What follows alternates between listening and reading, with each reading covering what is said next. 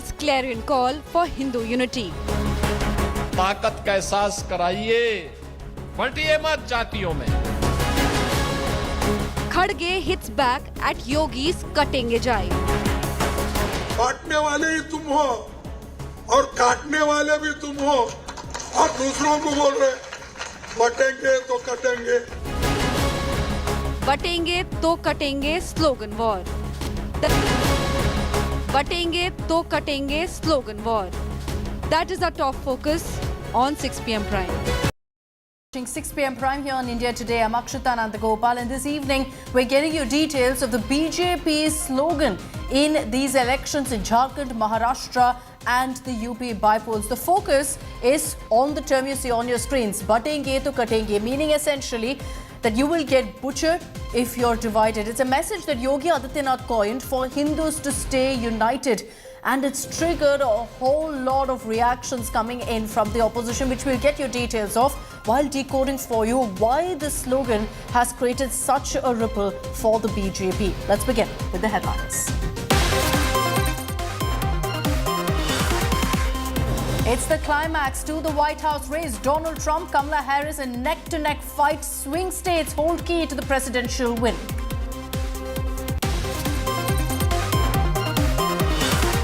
Hindus in Canada hit the streets against temple attack. Armed pro-Khalistan thugs prowl outside Gurudwaras. External Affairs Minister Jaishankar slams Canada, giving a free run to extremists. What happened yesterday at the Hindu temple in Canada was obviously deeply concerning. The political space today, which is being given to extremist forces there. So we believe in freedoms. We also believe freedom should not be misused. War of words over Uddhav Neta's Bakri slaughter jibe. Sanjay Raut's brother Sunil booked for sexist remark. Shinde Neta hits out, says opposition only insulting women.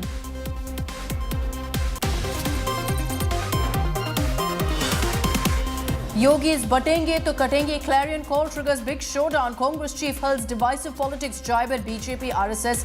Akhilesh says Uttar Pradesh will reject divisive call.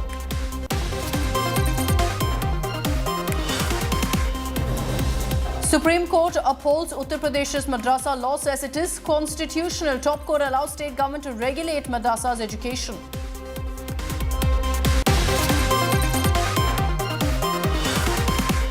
And new scam heat on Siddaramaiah government. Wine traders allege bribe Raj claim 1,000 illegal liquor licenses issued for bribe. BJP calls it another dark chapter under Siddaramaiah.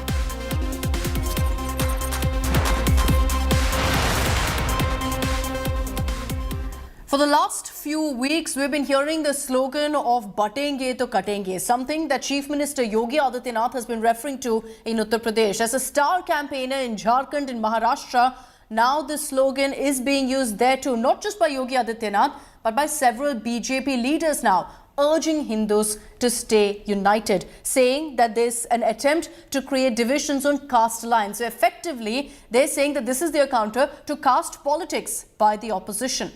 How's the Congress reacted? Mallikarjun Kharge, the Congress president, today responded while in a rally in Jharkhand, saying it is the BJP that butchers and divides. जब भी जाति के नाम पर, क्षेत्र के नाम पर, भाषा के नाम पर बंटे हैं, तो निर्ममता से कटे भी हैं. The batenge katenge slogan war has reached battleground Jharkhand.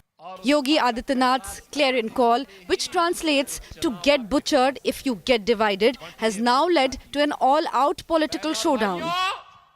All triggered by the Uttar Pradesh Chief Minister once again urging Hindus to stay united. इस देश का इतिहास गवाह है, जब भी जाति के नाम पर, क्षेत्र के नाम पर, भाषा के नाम पर बंटे हैं, तो निर्ममता से कटे भी हैं. The comment has led a political storm, and Congress chief Mallikarjun Kharge has now responded with a taunt at the BJP. बटेंगे तो कटेंगे, किसको बोला? बांटने वाले ही तुम हो और काटने वाले भी तुम हो और दूसरों को बोल रहे बटेंगे तो कटेंगे. The Batenge Katenge fight has now transcended into a showdown over intruders in Jharkhand as Prime Minister Modi in a spoiled rally lashed out at the Soren government, prompting a response from the Jharkhand Chief Minister. जब घुसपैठ का मामला court में जाए और प्रशासन इससे इनकार करे तो पता चलता है कि सरकारी तंत्र में ही घुसपैठ हो चुकी है।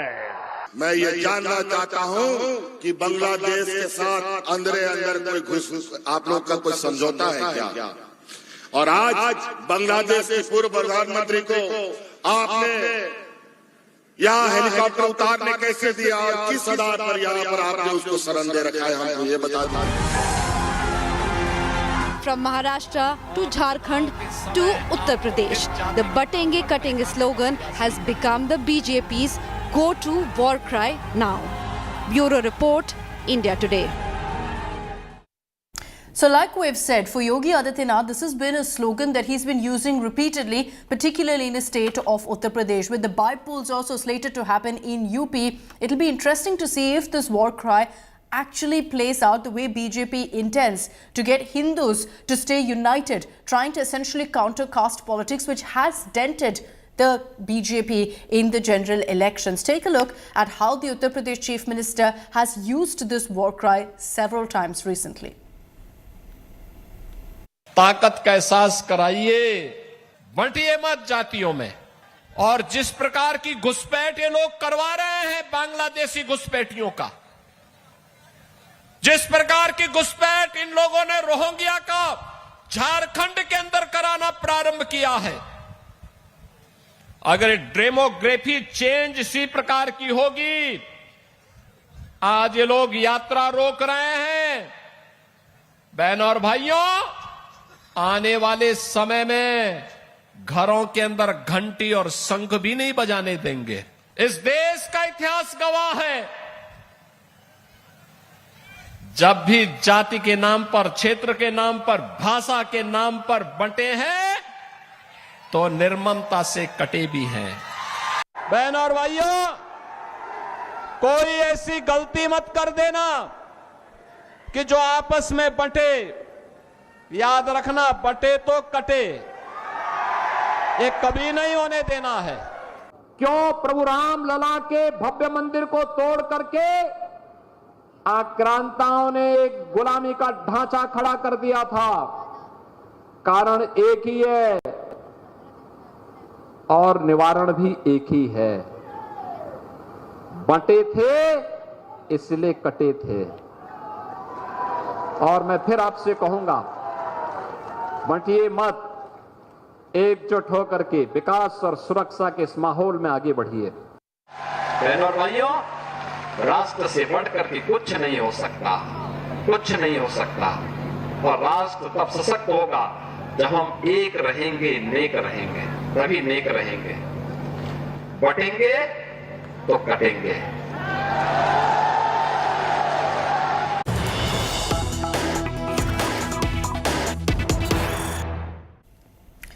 Now in Jharkhand, you're seeing ripple effects of the opposition lashing out at the BJP over the slogan. In Uttar Pradesh too, SP chief Akhilesh Yadav has responded to Yogi Adityanath, saying divide and rule was a slogan during colonial era and that Uttar Pradesh will reject BJP's ideology. So Akhilesh dismissing the whole Batenge to Katenge war cry that the BJP is now put forth in the state of Uttar Pradesh as well as in other states as well. Let's play out for you what Akhilesh Yadav said. देखिए, divide and rule, एक रहेंगे और सपा और कांग्रेस लोगों को जाति के नाम पर बांटने का काम कर रही है सर। ये सुधार हमारे पत्रकार साथियों कहीं सुधार सुनने को मिल गया। ये सुधार नहीं है। डिवाइड का हिंदी क्या है? बांटो। डिवाइड एंड रूल नारा दिया था अंग्रेज़ों ने, और अंग्रेज़ तो चले गए लेकिन अपने वचन छोड़ गए। ये वचनवंशी लोग हैं अंग्रेज़ों के, इसीलिए इन्होंने इस तरह के नारा दिया था। ये भारत और खासकर उत्तर प्रदेश का समाज ऐसे नारों को कभी स्वीकार नहीं कर सकता है। Okay, so you've got, in fact, the opposition saying very clearly that these kind of slogans will simply not work for the BJP. And Akhilesh Yadav responding to Yogi Adityanath, after Mallikarjun Kharge, the Congress chief, Hemant Soren, they were all hit back over this "Batenge to Katenge" slogan. Remember that the BJP has now made this a larger issue. For example, in the state of Jharkhand, it's not just this slogan that they're using, but they're also referring to the JMM and Congress, accusing them of allowing intruders, Rohingyas, to settle in Jharkhand. So we will, of course, continue tracking all the reactions that come in on this story. Presented by Parul University, Vadodara, Gujarat. Co-presented by आपका Joy Bharat का Joy Joy ई-बाइक।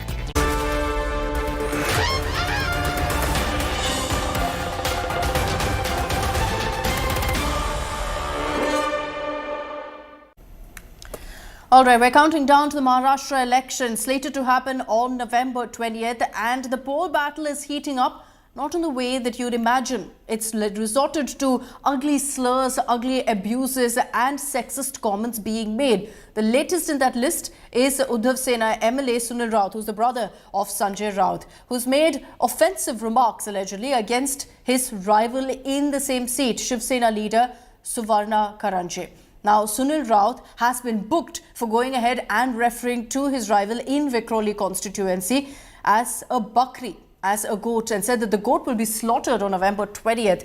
You're seeing this kind of politics every single time in the run-up to elections. Unfortunately, Maharashtra, no different.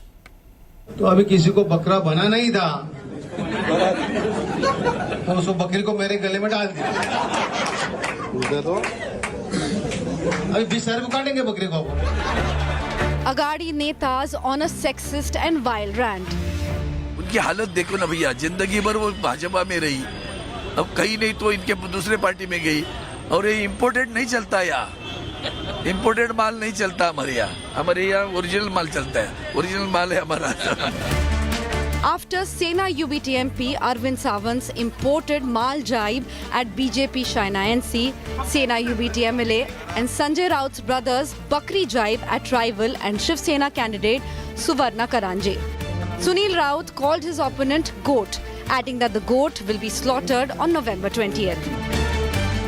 Sunil Raut है, मैं संजय राउत मेरा बड़ा भाई है, जिन्होंने मोदी और शाह को हिलाया, तो टक्कर वैसी होनी चाहिए अपनी लेवल की, लेकिन कोई टीका ही नहीं मेरे साथ में, आने की हिम्मत ही नहीं, सब पीछे, तो अभी किसी को बकरा बना नहीं था तो उस बकरी को मेरे गले में डाल दिया तो अभी 20 साल में काटेंगे बकरी को. The comment drew sharp reaction from Suvarna Karanje, who slammed Raut for referring her as a goat.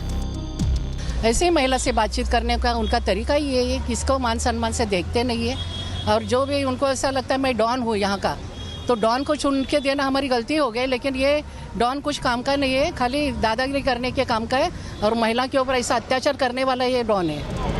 While a case has been registered against Shiv Sena UBT candidate Sunil Raut, his brother defended the statement made by him. मामला दर्ज हुआ है ना, झूठे मुकदमे इस चुनाव में हमारे ऊपर हो गए, हमको जेल में डाला जाएगा फिर एक बार. हम डरते नहीं है, हम 23 तारीख के बाद हिसाब कर देंगे उनका सबका पूरा. Raut even defended mal statement made by his colleague Arvind Sawant. राजनीतिक इवेंट्स करते हैं लोग, बाहर का माल है तो बाहर का माल है ना, इम्पोर्टेड है. बाहर से अगर कोई व्यक्ति चुनाव लड़ती है तो उसको लोग कहते हैं बाहर से आई व्यक्ति है, यहाँ की नहीं है, स्थानिक नहीं है, भूमिपुत्र नहीं है, ये भूमि कन्या नहीं है. इतना ही तो कहा है, तो उसका इतना इशू करने की जरूरत नहीं है भाई. Amid this, NCP Supremo Sharad Pawar dropped a biggest bombshell, hinting at retirement, saying he would not contest any future elections and would work towards mentoring the younger generation. With just days to go for Maharashtra polls, it is to see how the sexist remarks hurled by netas are going to cost the parties in coming elections. Bureau Report, India Today. So that is, in fact, the big controversy that's playing out in Maharashtra. But the challenge for both sides right now, both the Mahayuti and the Mahavikas Agadi, is rebellions. On the Mahayuti side, there are about 27 rebels who they're trying to kind of reach out to. For the Mahavikas Aghadi, that problem is much smaller. It's at 9 rebels. And Ritvik Balekar is joining us live from Mumbai with more details on this. Ritvik, just take us through really the latest on the rebel crisis. Are those numbers correct, or have the alliances been able to reach out to some of these rebels?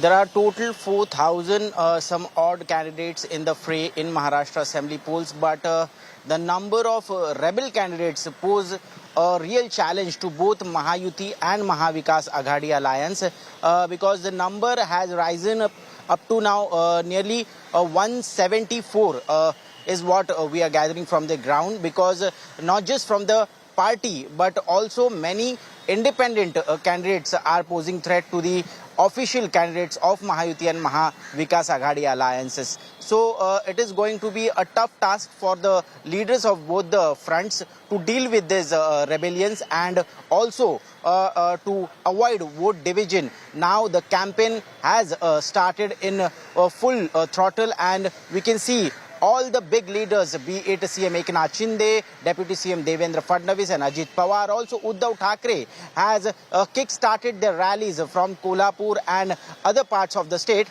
But how will they deal with these rebellions is something is of very much concern to them.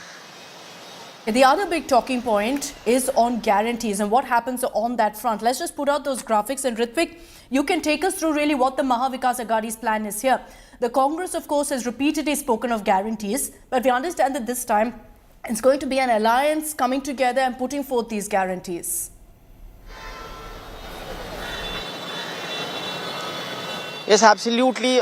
Many guarantees are being announced by the ruling front of Mahayuti alliance, but at the same time, even Mahavikas Aghadi has almost finalized their manifesto, which will be revealed tomorrow when opposition leader of parliament Rahul Gandhi is going to address a rally, the first rally in Mumbai ahead of the assembly polls in the state. So all the big leaders from Mahavikas Aghadi will share the dais, and guarantee of Congress and of course of Mahavikas Aghadi will be declared tomorrow evening in BKC, Mumbai. Amid that will also be a counter to the Ladki Behna scheme, which we will track very closely. Thanks, Ritvik, for joining us with all of those details. I'm slipping into a short break here on 6 p.m. Prime with a short glimpse of what's coming your way on Friday, 6 p.m. A ground report from beautiful Wayanad.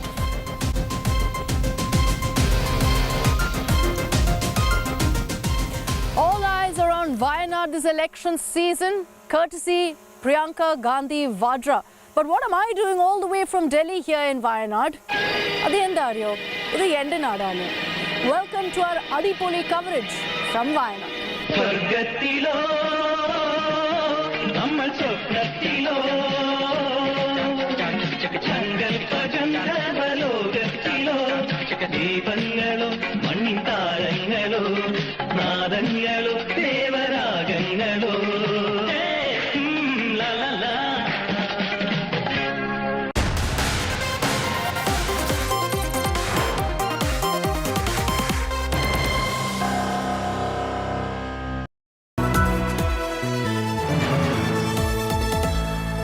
Motorola Razr 50 Ultra comes with Google Gemini. नया phone बिल्कुल मेरे जैसा। तेरा ही phone है। Team बस में भूल आया था तू। क्रिकेट के बाद का प्लान ऐसे मत भूल जाना भाई। क्रिकेट के बाद का प्लान मतलब पाजी? मतलब रिटायरमेंट का प्लान। इस जनरेशन ने तो उस बारे में सोचा भी नहीं होगा। नहीं भाई पहले मैच से ही सोचा है, इसलिए तो वो कर रखा है। वो मतलब क्या? वही जो सब लोग सही है करते रहते हैं। म्यूचुअल फंड्स में SIP। म्यूचुअल फंड्स में SIP। अगर ऐसे भूल भी जाओ ना तो भी रिटायरमेंट का प्लान बैकग्राउंड में चलते रहना चाहिए ताकि आगे की लाइफ सेट रहे। सही है। म्यूचुअल फंड निवेश बाजार जोखिमों के अधीन है। योजना से जुड़े सभी दस्तावेजों को ध्यान से पढ़ें।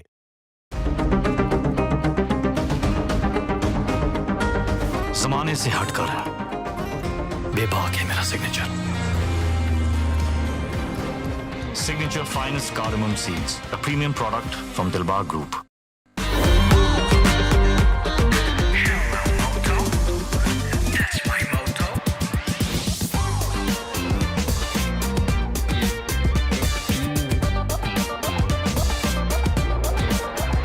Naya Rangila Day with Motorola's incredible range of smartphones. Hello, Moto. दुश्मनों से प्यार होता जाएगा, बस दोस्तों को आजमाते जाइए। अगर आप भी शेर व शायरी साहित्य प्रेमी हैं तो तैयार हो जाइए साहित्य के महाकुंभ साहित्य आज तक के लिए। आइए और मिलिए साहित्य, संगीत और सिनेमा की जानी मानी हस्तियों से 22, 23 और 24 नवंबर मेजर ध्यानचंद नेशनल स्टेडियम, नई दिल्ली। आज ही टिकट बुक करें ashtak.in/साहित्य पर। मैं तो आ रही हूँ, आप भी आइएगा।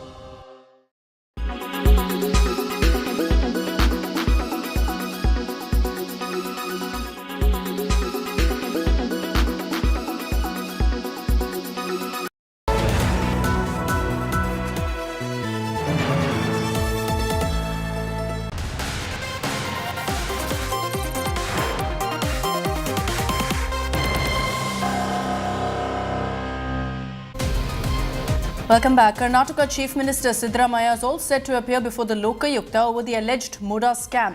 And amid this, there's another scam taint on the Siddaramaiah government.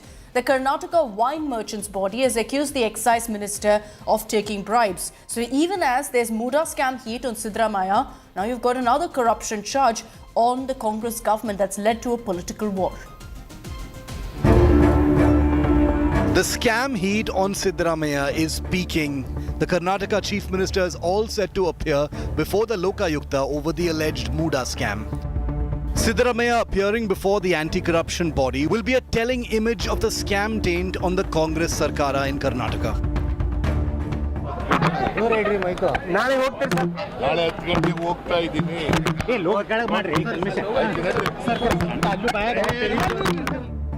Even before Siddaramaiah appears before the Lokayukta, the BJP fired corruption salvos at the Congress government. Karnataka प्रदेश को एक मर्यादा है। चीफ मिनिस्टर पद में रह करके वहाँ इंक्वायरी फेस करना अच्छा नहीं होता है। उसके लिए हमें पहले से कह रहा है आप इस्तीफा दे दो, इस्तीफा दे करके इंक्वायरी फेस करो। Inquiry will go on very soon. ED also, I'm very sure ED also will summon CM's wife, Srimati Parvati Siddaramaiah, and eventually Mr. Siddaramaiah will have to resign because he'll be arrested very soon. Karnataka Chief Minister Siddaramaiah appearing before Lokayukta for questioning at Mysuru will be fodder for BJP. While the Congress believe that this will have no impact either on the government or impending by-elections in the state. The timing couldn't be worse for Siddaramaiah. The summons comes even as allegations of a new wine scam have come to the fore. The Karnataka Wine Merchants Body has accused the state excise minister of taking bribes for liquor licenses. ಈ ಕ್ಷಣದಲ್ಲಿ ನೀವು blame ಮಾಡಿದ್ದಾರೆ, ಅಬಕಾರಿ ಸಚಿವರು direct ಆಗಿ involve ಆಗಿದ್ದಾರೆ ಅಂತೀರಾ? ಮುಲಾಜೆ ಇದೆ ಸರ್, ಮುಲಾಜೆ ಇದೆ. ಓಕೆ, ಬಾಯ್ಬಿಟ್ಟು ಡಿಸಿಗಳು ಬಾಯ್ಬಿಟ್ಟು ಹೇಳ್ತಾರೆ ಸರ್, ಸಾರ್ ಕೊಟ್ಟು ಬಂದಿದೀವಿ ಸರ್, ದಯವಿಟ್ಟು ನಮಗ್ ಕೊಡಿ ಸರ್ ಅಂತ ಕೇಳ್ತಾರೆ ಬಾಯ್ಬಿಟ್ಟು. ಓಕೆ, ನೀವು ಅದಕ್ಕೆ ಅಬಕಾರಿ ಸಚಿವರು ಗಮನಕ್ಕೆ ತಂದಿದ್ದೀರಾ ಈ ತರ ಆಗ್ತಿದೆ ಅಂತ ಸರ್? ಎಲ್ಲ ಗೊತ್ತಿದೆ ಸರ್, ಎಲ್ಲ ಗೊತ್ತಿದೆ. ನಾವು ಒಂದು ಬಾರಿ ಅಲ್ಲ 2 ಬಾರಿ ಸಭೆಗೆ ಬಂದು ಮೆಮೊರಂಡಮ್ ತಗೊಂಡ್ಬಂದು ಸ್ಟ್ರೈಕ್ ಮಾಡಬೇಡಿ, ನಿಮ್ಮ ಬೇಡಿಕೆಗಳನ್ನ ಈಡೇರಿಸ್ಕೊಡ್ತೀವಿ ನಾವು ಅಂತ ಹೇಳಿ ಹೋದವರು ಒಂದು ದಿನಾನೂ ಕೂಡ ಈ ಕಡೆ ನಮ್ಮ ಕಡೆ ತಲೆ ಹಾಕ್ತಿರಿ ಮಲಗಿಲ್ಲ sir. The Congress has, as expected, dismissed the allegations outright. Our Chief Minister is very, very clear. If he had to do any misappropriation, it would have happened between 2013 to 2018 when he was the Chief Minister, which did not happen. When did it happen? It happened in 2020, 2021 when Yediyurappa was the Chief Minister. They should have done it right then. I don't know how much crystal clear inquiry is going. That is the most important. But one thing is happy that Honorable Chief Minister has agreed to go to investigation at Muda office or at Mysore. With corruption charges piling up against the Siddaramaiah government, the Congress is in firefighting mode in the state. With Nagarjun Dwarkanath and Sagai Raj in Bengaluru, Bureau Report, India Today. And let me bring in Sagai Raj, who's joining us live from Bengaluru with more details. Sagai, tomorrow Karnataka Chief Minister Siddaramaiah will be appearing before the Lokayukta, and that particular photo op is going to trigger, no doubt, a political showdown. Optics not great for the Karnataka Chief Minister. Absolutely, it is fodder for the BJP. BJP already targeting Karnataka Chief Minister Siddaramaiah in connection with Muda scam. And if you notice, C.T. Ravi have categorically mentioned that it doesn't bring any kind of flavor to the Chief Minister's post. It is not going to do any kind of good for the Chief Minister's post if Chief Minister is attending an interrogation when he is in power. Rather, he tender his resignation and attend the investigation. This will definitely give some kind of respect for the post. So these are the demands from the BJP, stating that if you are facing any kind of investigation, you should tender the resignation and go. Whereas the Congress says that BJP is trying to make a mountain out of a mole because there are no allegations against him, and whatever the accusation which has been made by the BJP, it has been done during the BJP term when B.S. Siddaramaiah and Basavaraj Bommai were in the power, and there is no role of Chief Minister Siddaramaiah. So still they maintain that this will not have any kind of impact on the government as well as the by-election in the state. Right, we'll track the latest. Tomorrow 10 a.m. is when Chief Minister Siddaramaiah will be appearing before the Lokayukta. Sagai, thanks for the moment for joining us. On the other side of a short break here on 6 p.m. Prime, we bring the focus to the United States of America, where in hours from now, we will know who's the next president of the United States of America. Ground reports and much more coming your way.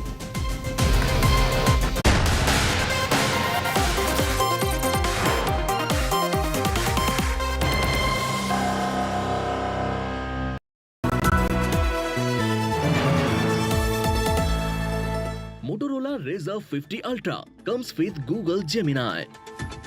Hi, I am AI anchor Sana, bringing the top headlines for you, presented by Motorola. Yogi Adityanath slams JMM government in poll-bound Jharkhand, compares JMM leader with Aurangzeb. Election Commission names Sanjay Verma as Maharashtra's new Director General of Police. Madhya Pradesh Cabinet approves 35% reservation for women in all state government services. Race for the White House in India today is your ultimate guide to unraveling the mysteries of US elections. From the crucial battleground states to the influential blue and red states, we've got you covered. Issues that will make or break the candidates. Are Russia and China meddling in these elections? The turning points and what is good for the markets. Which Hollywood stars and big donors hold sway? The biggest questions answered. Stay ahead of the curve with Race for the White House only on India Today.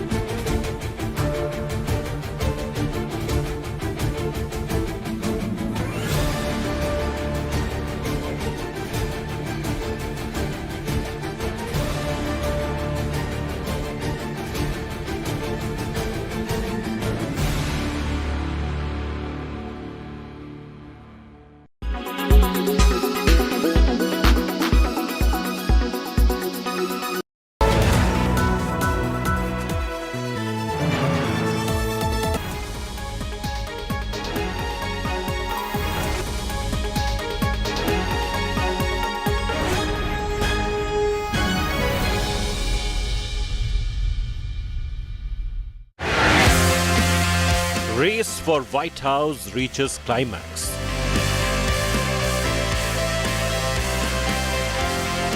Trump and Kamala are neck and neck.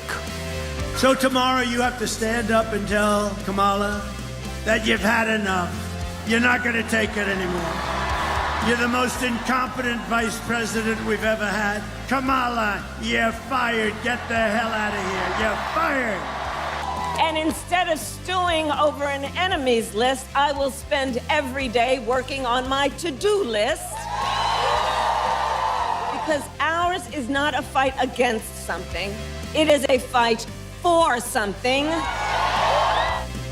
All eyes on Big Prize, Pennsylvania.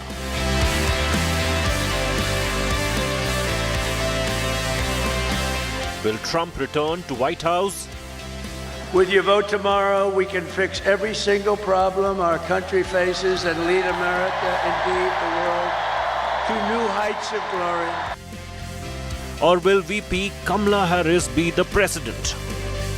And when Congress passes a bill to restore reproductive freedom nationwide, As President of the United States, I will proudly sign it into law. Proudly. Who will be America's future?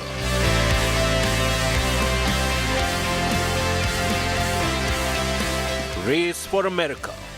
Top focus on India Today. It's the climax to the White House race. Millions of Americans hitting the ballot to choose the next United States president as we speak. Voting is underway in more than 20 states, including in the crucial swing states in Pennsylvania, Georgia and Michigan. 7 battleground states expected to be pivotal for the path to victory. So we'll have to see who emerges victor. At about 4:30 in the morning, that's Indian Standard Time, is when we're expecting some clarity of the numbers to trickle in, at least. Not clarity actually, but just numbers to start trickling in at that point. Vice President Kamala Harris, who is of course the Democrats' presidential nominee, and Donald Trump, the Republican presidential nominee, each need at least 270 electoral votes. But let's get you the message from both Kamala Harris and Donald Trump in their last rally. I grew up as a child of the civil rights movement. My parents would take me to the marches when I was in a stroller. And we all know, and we've read about it, at those marches, there were people from every walk of life who came together to fight for freedom and for opportunity. You know, growing up, I saw how hard my mother worked to give her daughters the same chances our country gave her. And I was blessed growing up to have family by blood and to have family by love, who instilled in me the values of community, of compassion, and faith. I've spent my life fighting for people who have been hurt and counted out, but who never stop believing that in our country, anything is possible. The day I take the oath of office, the migrant invasion ends and the restoration of our country begins. The United States is now an occupied country, but it will soon be an occupied country no longer. It's not going to be occupied long. November 5th, 2024 will be Liberation Day in America. And on day one, I will launch the largest deportation program of criminals in American history. We're going to get them out. We have to. This is what's going on this morning. You know, we had the election center. People are coming in, and people are going from one end, and they are voting and exiting from the other end. And over here on this side is where you will see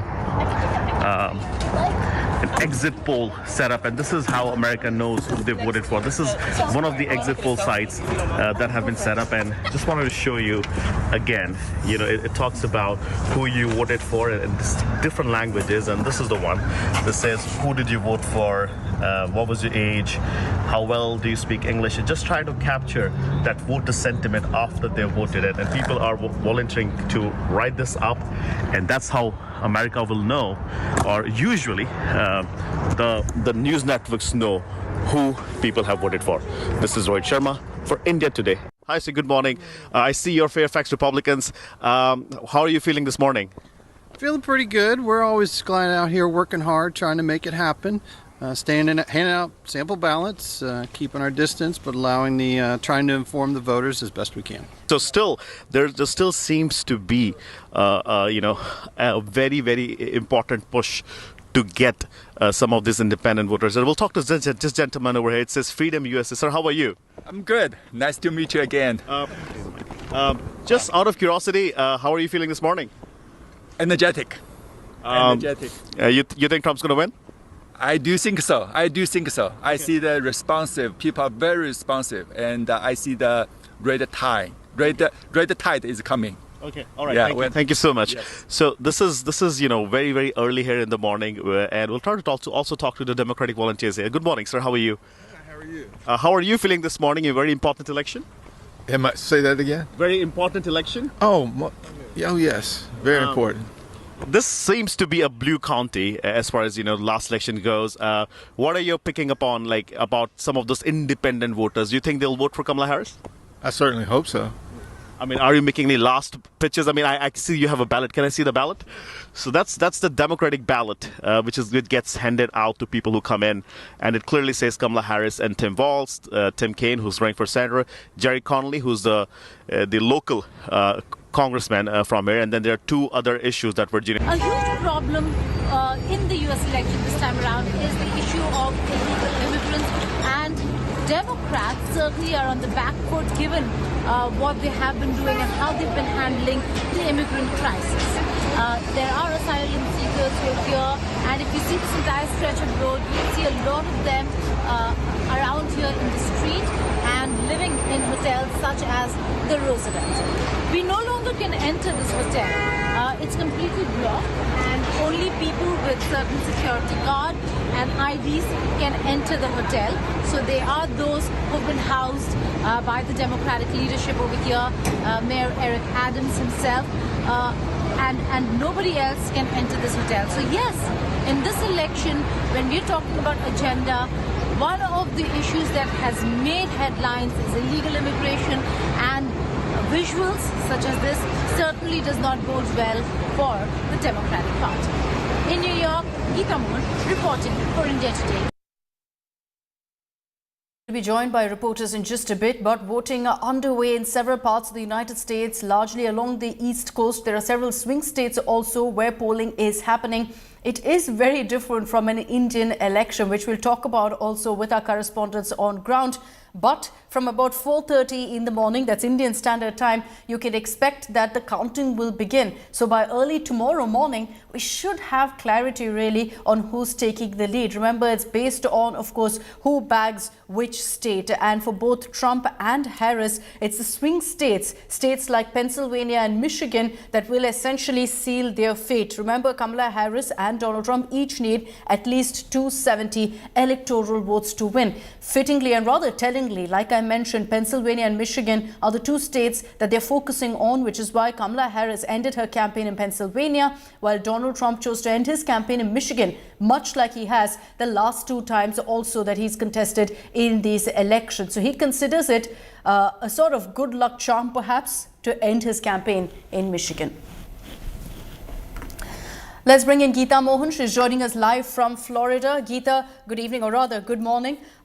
You're up bright and early because it's going to, of course, be a power-packed day, and exciting to think that at the end of this day, we'll know who the next U.S. president is. You're joining us live from Florida. Of course, the East Coast is voting right now. But what really stands out for so many viewers here in India, Geeta, is how different the entire voting process is. From the reports you filed, Rohit has filed, it's clear that there's a stark difference because it's not just a 24-hour voting period. You had voting happening over the last many weeks. You have exit poll booths that are set up, interestingly, outside these polling booths as well.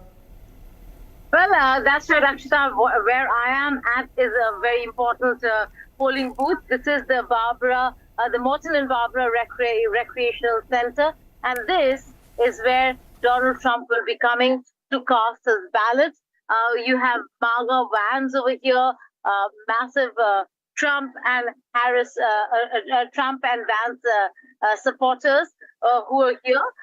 A lot of them have started coming in, trickling in when it comes to voting. And I'll just show you. See, you will not find that these many journalists reporting outside of a polling booth like over here.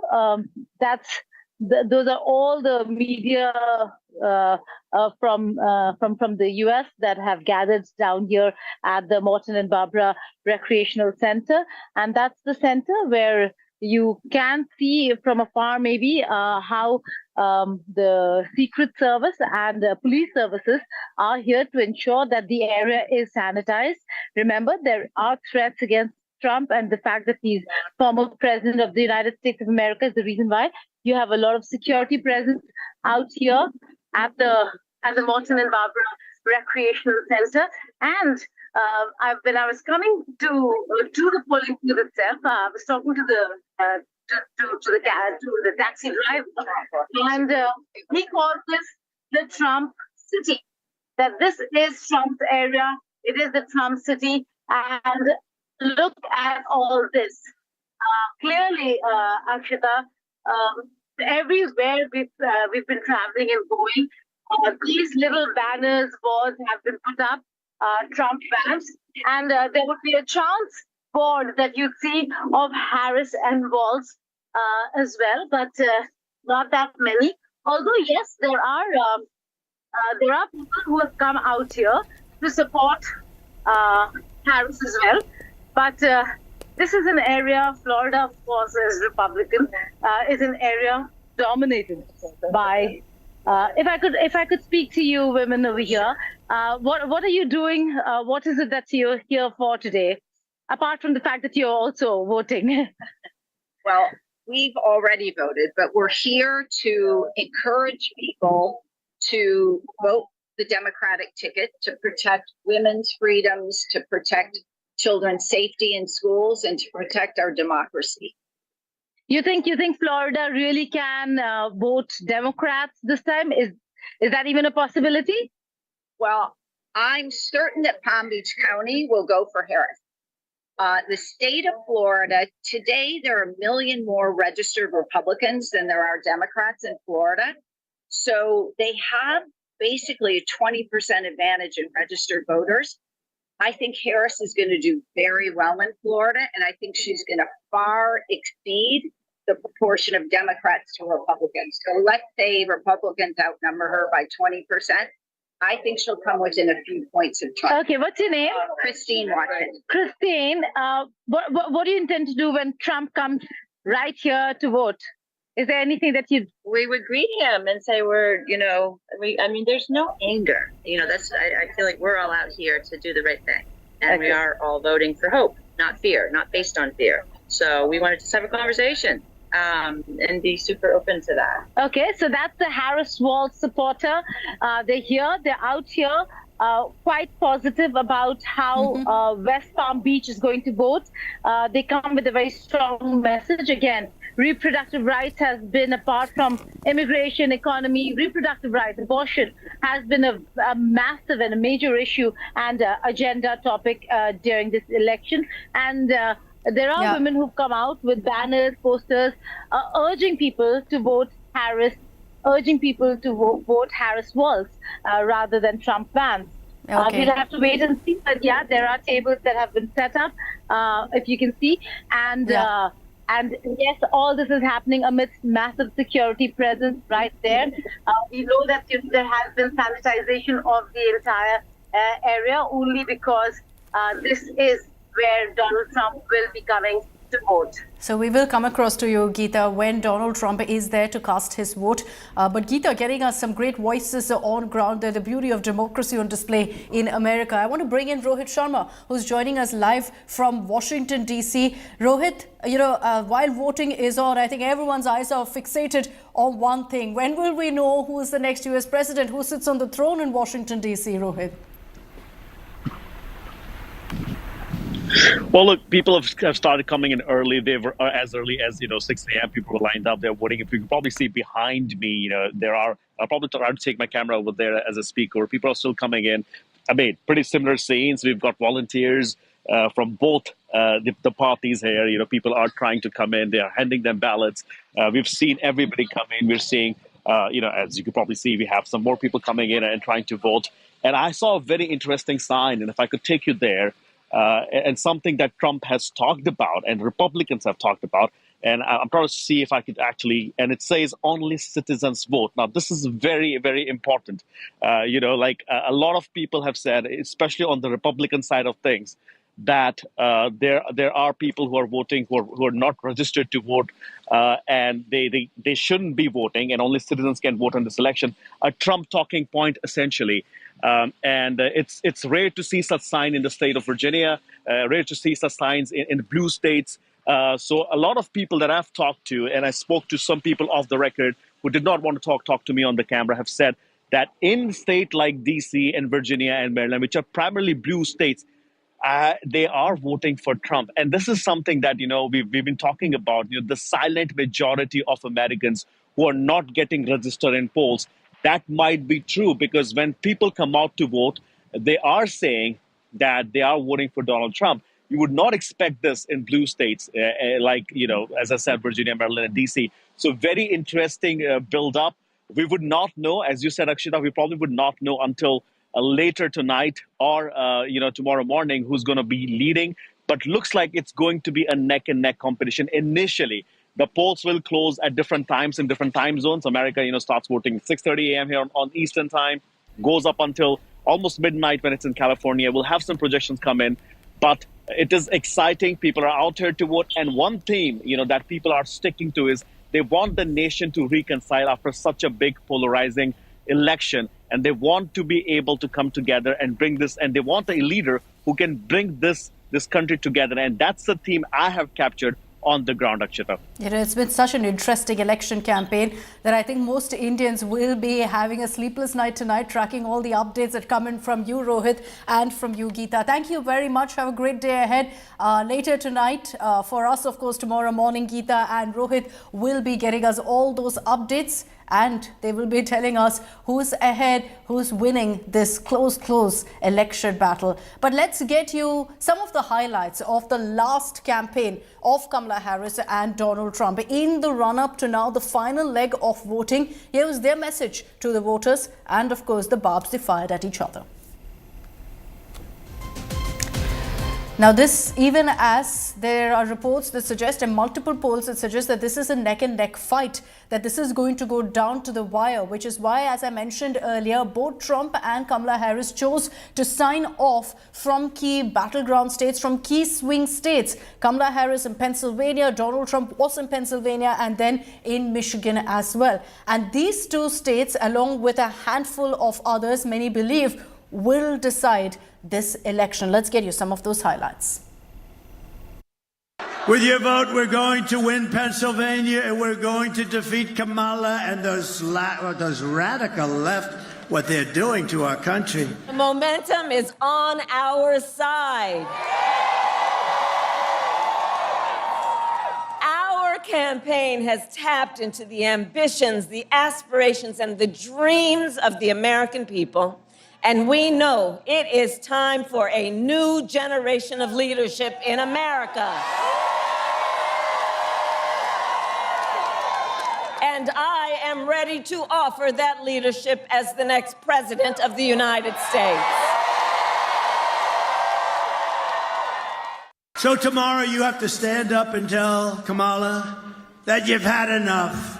You're not going to take it anymore. You're the most incompetent vice president we've ever had. And Joe Biden was the worst president in the history of our country. Kamala, you're fired. Get the hell out of here. You're fired.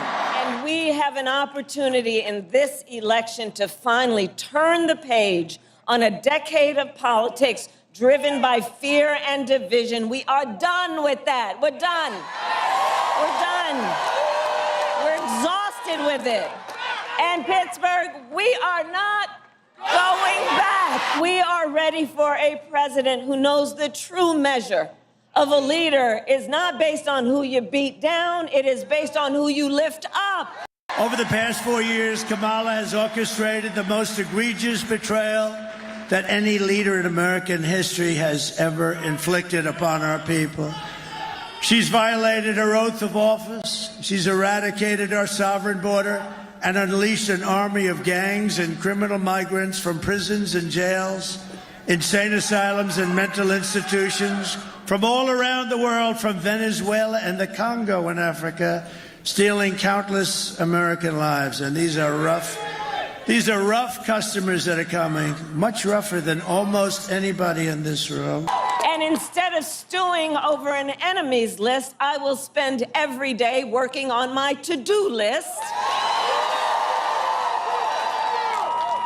full of priorities to improve your life, because ours is not a fight against something. It is a fight for something. It is a fight for the future, and it is a fight for freedom. So very contrasting messages, as you made out there, from Donald Trump and Kamala Harris. But one constant theme was the attacks on each other. But they know, of course, that the last leg of their campaign, which is concluded now, was the most crucial. And in some time from now, Donald Trump is also going to be casting his vote in Florida, live visuals of which we will get you here on India Today. Through the night, we're going to be live, getting you all the updates that come in on voting day and on counting day for America. As I mentioned earlier, elections in America, very, very different from how things work here in India. But 4:30 a.m. Indian Standard Time is when you will see the counting of votes kick off. Slowly, you will see trends trickling in, but we're expecting that the final result, it could take a bit of time. So perhaps by tomorrow noon or even in the evening is when we'll actually know who the next president of America is going to be. And you can trust us here on India Today to get you all of those updates and, very importantly, the India perspective in this. That's all I have time for in this edition of 6 p.m. Prime. Thanks very much for tuning in. Coming up on the other side is 7 at 7.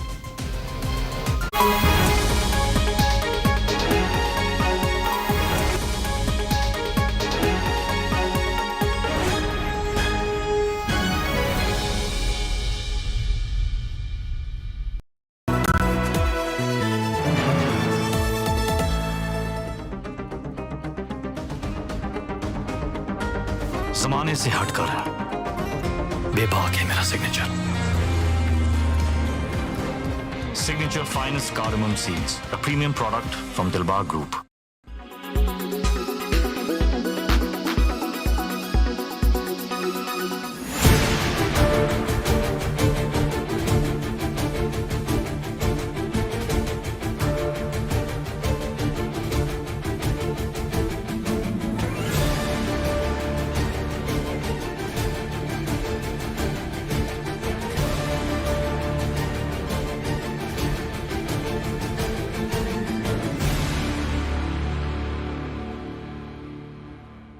Okay, I think we have time for one more question. Let me go through my DMs. You can always DM me and ask all of these questions. It's our duty to answer across social media, on web, and of course, the best ones make it to TV. Rohan's asked an interesting question. In a time of subsidies, how can I know which subsidies I'm getting for buying an EV?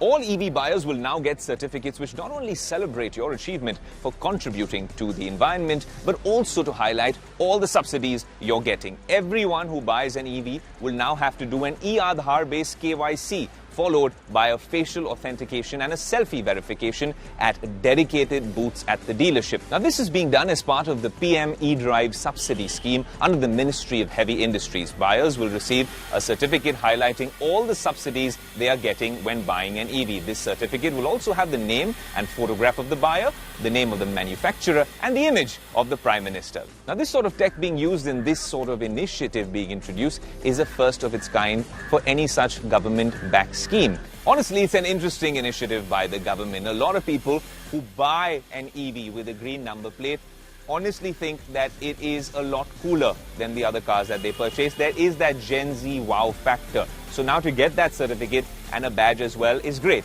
But all of this extra process in terms of going to the dealership at a particular booth, onboarding, all the eKYC, is that something which will be cumbersome? What do you guys think? Always write to us on our social media handles. Until then, I'll see you in the next one.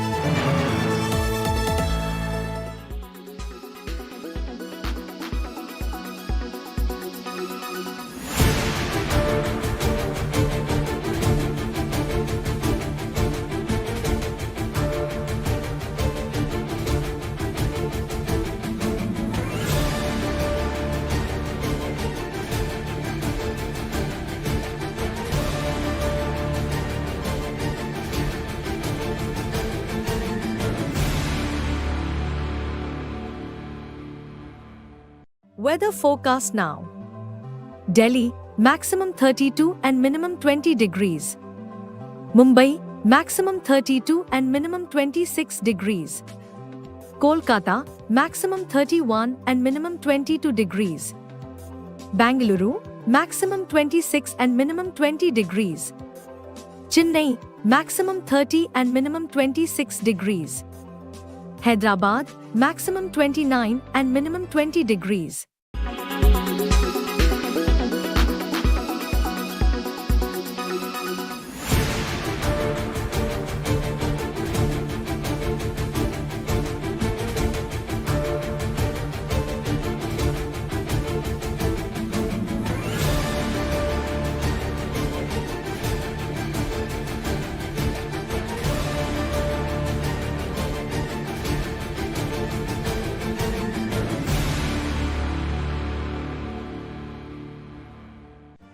Make your media plan smarter with India Today Live TV on your connected devices.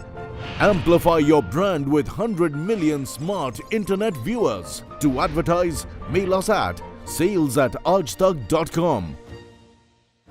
Make your media plan smarter with India Today Live TV on your connected devices. Amplify your brand with 100 million smart internet viewers. To advertise, mail us at sales@aajtak.com.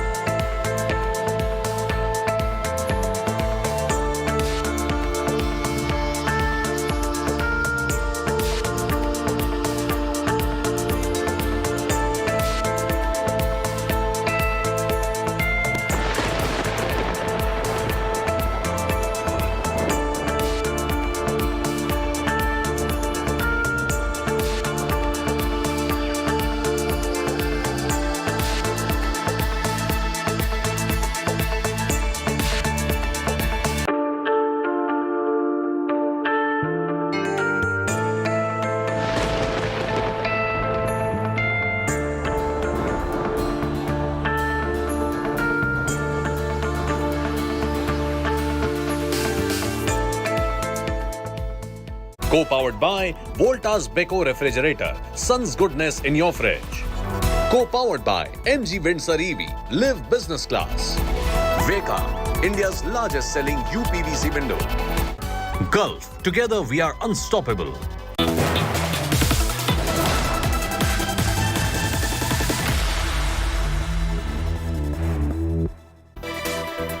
Very good evening. You're watching India Today 7 at 7. I'm Nabila Jamal. I'm bringing you all the news from poll-bound states. The headlines first. It's the climax to the White House race. Donald Trump, Kamala Harris in neck-and-neck fight. Swing states holding key to this presidential win.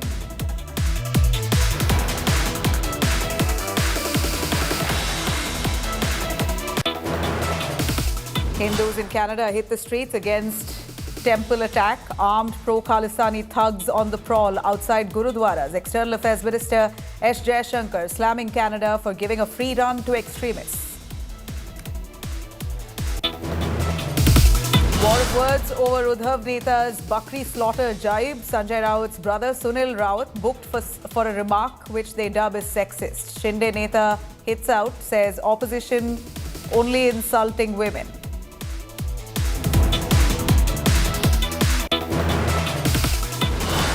Yogi's Batenge to Katenge Clarion call triggers big showdown. Congress chief hurling divisive politics jibe at the BJP RSS. Akhilesh Yadav says Uttar Pradesh will reject the BJP's divisive call.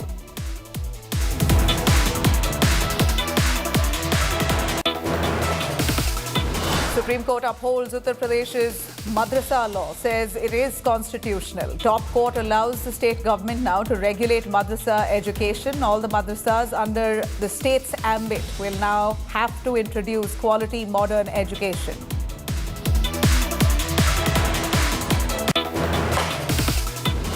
New scam heat on Siddaramaiah government. Wine traders alleged bribe raj. Nearly 1,000 illegal licenses allegedly issued for bribe. BJP calling this another dark chapter under Siddaramaiah government.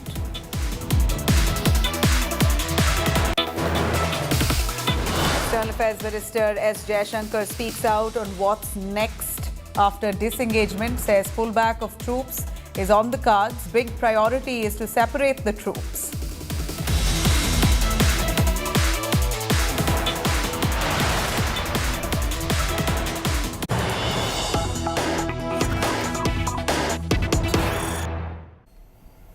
All right, we have some update coming in on Jharkhand, the poll-bound state. The India bloc launches 7 poll guarantees. These are the poll SOPs that's been announced. I'm going to read them out for you. Domicile policy based on 1932 Kathiyan Sarna religion code for tribals to be sent to the centre. 2,500 rupees for Maya Samman Yojana. The third one is reservation for ST, 28%. SC 12% and OBC 27%. The next guarantee here given by the India bloc there is 7 kgs per person ration will be given. The 5th guarantee is 10 lakh job creation, rupees 15 lakh health insurance for families. And the 6th guarantee is education. The 7th guarantee, MSP for paddy to be increased from 2,400 to 3,200, 50% increase for MSP for forest harvests. This is a big poll SOP that the India bloc has come out with. Let me take our viewers through yet again. India bloc launching 7 poll guarantees in the poll-bound state of Jharkhand, and that includes the domicile policy based on 1932 Kathiyan Sarna religion code for tribals to be sent to the centre. 2,500 for Maya Samman Yojana. Reservation for the SC, ST, OBC, 28%, 12%, 27% respectively. And 7 kgs per person ration, along with 10 lakh job creation, 15 lakh health insurance for families, education guarantee that they've made, along with MSP for paddy to be increased from 2,400 to 3,200. Let's hear it.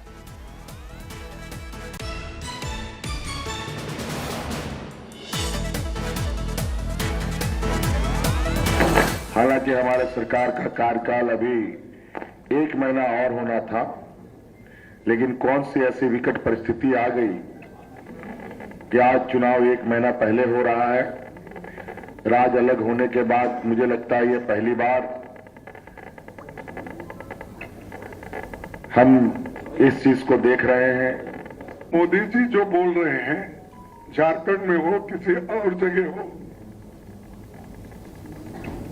या उनके चेले चपाटे कोई भी हो, जो कहते हैं फिर ये सच है, सच नहीं है, ये तो उन्होंने कहा, जुमले हैं कहा, तो हम जुमलेबाजी नहीं करते। Let me bring in Amit Bharadwaj to give us more clarity on the SOPs that the India bloc has introduced for the state of Jharkhand, the poll-bound state with 7 guarantees that they've come up with. Give us more on how much this would resonate among the voters on the ground, Amit. Nabila, if you would look at the 7 guarantees or the Nyay Patra that has been launched by the India bloc today in Ranchi, which was actually unveiled and announced by Congress President Mallikarjun Kharge and the Jharkhand Chief Minister Hemant Soren, it actually tries to incorporate 2 basic ideas. Number one, the social welfare schemes.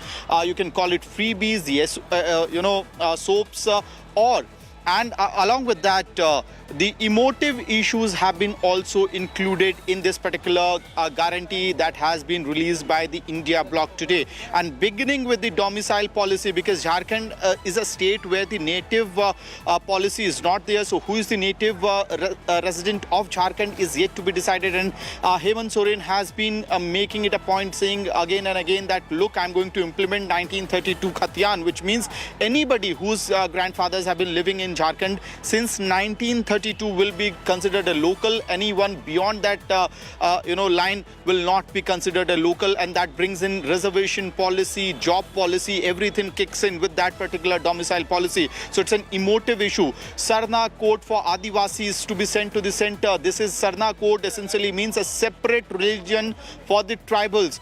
The state government is going to pass a resolution from the assembly yet again, and it will be sent to the central government for inclusion of separate religion for Adivasis in the census. So that is a big emotional card that has been played out by Hemant Soren, and along with that increasing the reservation cap, 28% for ST, 12% for SCs and 27% for OBCs. So that goes beyond the 50% capping. So that's again a legal trouble case, but they are making a point announcing it ahead of the first phase polling in Jharkhand. Now moving to the social welfare scheme part, they have again and again said, and that has been announced in a joint manifesto, if you can call it, that Maiya Samman Yojana is going to be increased from current 1,000 rupees to 2,500 rupees when the government of the India Alliance is formed in the state again. Along with that, health insurance, because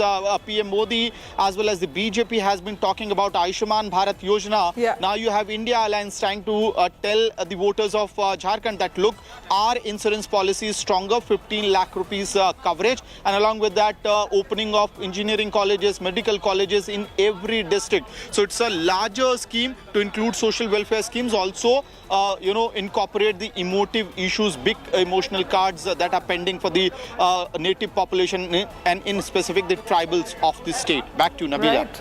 Amit, thanks very much for joining us with those details. 7 guarantees that the India bloc has offered to the people of Jharkhand right ahead of elections. We've got to wait and watch to see how far this picks up their vote. Now, battleground Jharkhand heats up with Yogi Adityanath reiterating his clarion call, batenge to katenge, that's triggered a big political showdown. Congress, Samajwadi Party both hitting out at the BJP, accusing the party of indeed spreading divisive agenda. जब भी जाति के नाम पर, क्षेत्र के नाम पर, भाषा के नाम पर बंटे हैं तो निर्ममता से कटे भी हैं. The Batenge Katenge slogan war has reached battleground Jharkhand. Yogi Adityanath's clarion call, which translates to get butchered if you get divided, has now led to an all-out political showdown. All triggered by the Uttar Pradesh Chief Minister once again urging Hindus to stay united. इस देश का इतिहास गवाह है, जब भी जाति के नाम पर, क्षेत्र के नाम पर, भाषा के नाम पर बंटे हैं तो निर्ममता से कटे भी हैं. The comment has led a political storm, and Congress chief Mallikarjun Kharge has now responded with a taunt at the BJP. बटेंगे तो कटेंगे, किसको बोला? बांटने वाले ही तुम हो और काटने वाले भी तुम हो, और दूसरों को बोल रहे बटेंगे तो कटेंगे. The Batenge Katenge fight has now transcended into a showdown over intruders in Jharkhand as Prime Minister Modi, in a spoiled rally, lashed out at the Soren government, prompting a response from the Jharkhand Chief Minister. जब घुसपैठ का मामला court में जाए और प्रशासन इससे इनकार करे तो पता चलता है कि सरकारी तंत्र में ही घुसपैठ हो चुकी है. मैं ये जानना चाहता हूं कि बांग्लादेश के साथ अंदर कोई आप लोग का कोई समझौता है क्या?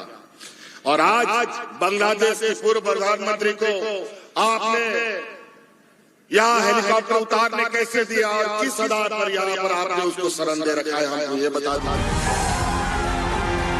From Maharashtra to Jharkhand to Uttar Pradesh, the Batenge Katenge slogan has become the BJP's go-to war cry now. Bureau Report, India Today. Presented by Parul University, Vadodara, Gujarat. Co-presented by आपका Joy, Bharat का Joy, Joy ई-बाइक.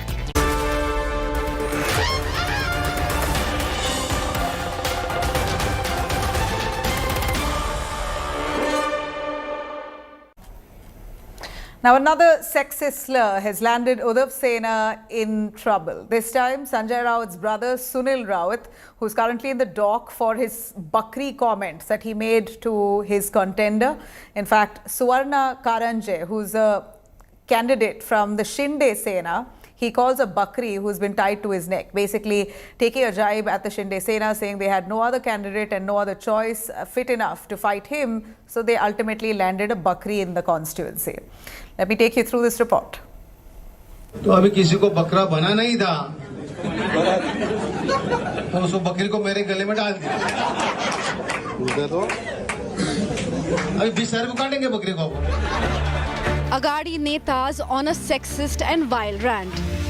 उनकी हालत देखो ना भैया, जिंदगी भर वो भाजपा में रही, अब कहीं नहीं तो इनके दूसरे पार्टी में गई, और ये इम्पोर्टेड नहीं चलता यहाँ, इम्पोर्टेड माल नहीं चलता हमारे यहाँ ओरिजिनल माल चलता है, ओरिजिनल माल है हमारा। After Sena UBT MP Arvind Savant's imported mal jibe at BJP Shaina NC, Sena UBT MLA and Sanjay Raut's brothers Bakri jibe at rival and Shiv Sena candidate Suvarna Karanje. Sunil Raut called his opponent goat, adding that the goat will be slaughtered on November 20th. Sunil Raut है, मैं संजय राउत मेरा बड़ा भाई है, जिन्होंने मोदी और शाह को हिलाया, तो टक्कर वैसी होनी चाहिए अपनी लेवल की, लेकिन कोई टीका ही नहीं मेरे साथ में, आने की हिम्मत ही नहीं, सब पीछे। तो अभी किसी को बकरा बना नहीं था, तो उस बकरी को मेरे गले में डाल दिया। अभी 20 रुपए काटेंगे बकरी को। The comment drew sharp reaction from Suvarna Karanje, who slammed Raut for referring her as a goat.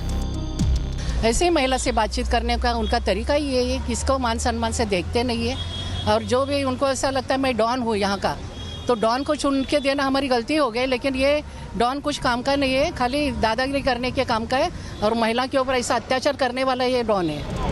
While a case has been registered against Shiv Sena UBT candidate Sunil Raut, his brother defended the statement made by him. मामला दर्ज हुआ है ना, झूठे मुकदमे इस चुनाव में हमारे ऊपर हो गए, हमको जेल में डाला जाएगा फिर एक बार। हम डरते नहीं हैं, हम 23 तारीख के बाद हिसाब कर देंगे उनका सबका पूरा। Raut even defended mal statement made by his colleague Arvind Savant. राजनीतिक इवेंट्स करते हैं लोग,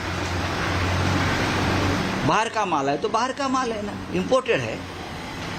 बाहर से अगर कोई व्यक्ति चुनाव लड़ती है तो उसको लोग कहते हैं बाहर से आई व्यक्ति है, यहाँ की नहीं है, स्थानिक नहीं है, भूमिपुत्र नहीं है, ये भूमि कन्या नहीं है, इतना ही तो कहा है, तो उसका इतना इशू करने की जरूरत नहीं है भाई। Amid this, NCP Supremo Sharad Pawar dropped a biggest bombshell, hinting at retirement, saying he would not contest any future elections and would work towards mentoring the younger generation. With just days to go for Maharashtra polls, it is to see how the sexist remarks hurled by netas are going to cost the parties in coming elections. Bureau Report, India Today. Shifting our focus to Karnataka, Chief Minister Siddaramaiah hardly gets a breather. This time, the Karnataka wine traders have accused the Congress government of illegally issuing liquor licenses. These fresh allegations have surfaced just a day before the Karnataka Chief Minister Siddaramaiah will have to face the Lokayukta for questioning in the Muda case. Let's hear it. The scam heat on Siddaramaiah is peaking.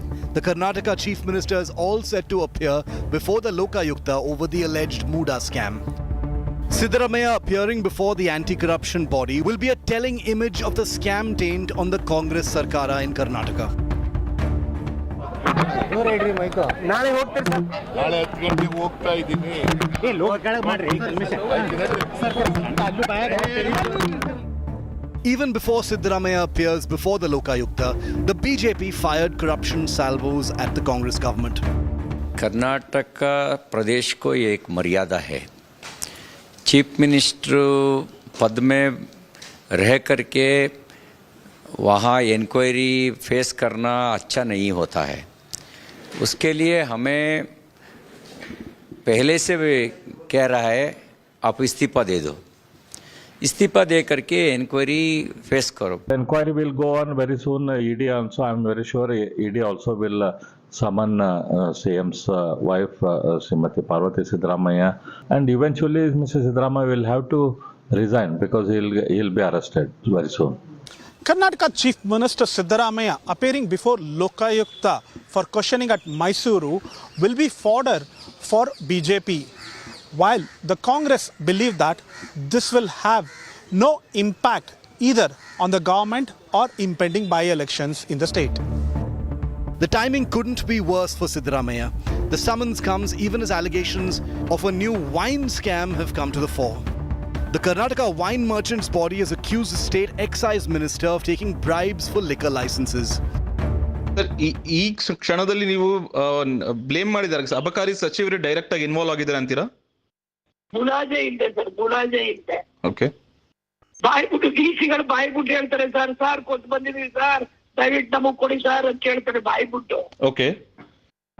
ನೀವು ಅದಕ್ಕೆ ಅಬಕಾರಿ ಸಚಿವರು ಗಮನಕ್ಕೆ ತಂದಿದ್ದೀರಾ ಈ ತರ ಆಗ್ತಿದೆ ಅಂತ sir? ಎಲ್ಲ ಗೊತ್ತಿದೆ ಸರ್, ಎಲ್ಲ ಗೊತ್ತಿದೆ. ನಾವು ಒಂದು ಬಾರಿ ಅಲ್ಲ 2 ಬಾರಿ ಸಭೆಗೆ ಬಂದು ಮೆಮೊರಂಡಮ್ ತಗೊಂಡ್ಬಂದು ಸ್ಟ್ರೈಕ್ ಮಾಡಬೇಡಿ, ನಿಮ್ಮ ಬೇಡಿಕೆಗಳನ್ನ ಈಡೇರಿಸ್ಕೊಡ್ತೀವಿ ನಾವು ಅಂತ ಹೇಳಿ ಹೋದವರು ಒಂದು ದಿನಾನೂ ಕೂಡ ಈ ಕಡೆ ನಮ್ಮ ಕಡೆ ತಲೆ ಹಾಕ್ತೀರಿ ಮಲಗಿಲ್ಲ sir.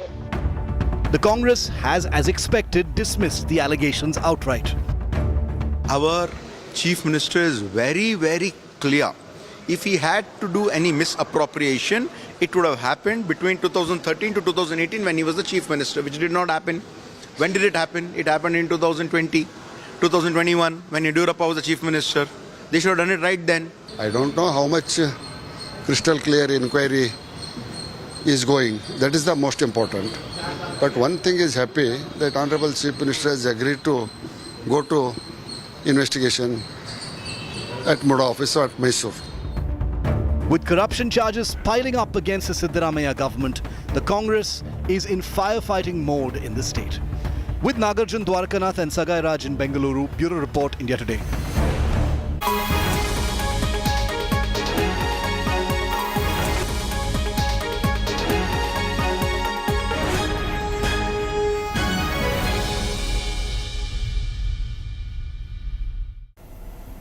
All right, it's the climax to the White House race. Millions of Americans hitting the ballot to choose the next United States president. Voting is currently underway in more than 20 states, including crucial swing states of Pennsylvania, Georgia, Michigan. Vice President Kamala Harris and former President Donald Trump each need at least 270 electoral votes to win, and 7 battleground states are expected to be pivotal for this path to victory. Kamala Harris has appealed for a fresh start for America, while Donald Trump continues with his "Let's Make America Great Again" pitch.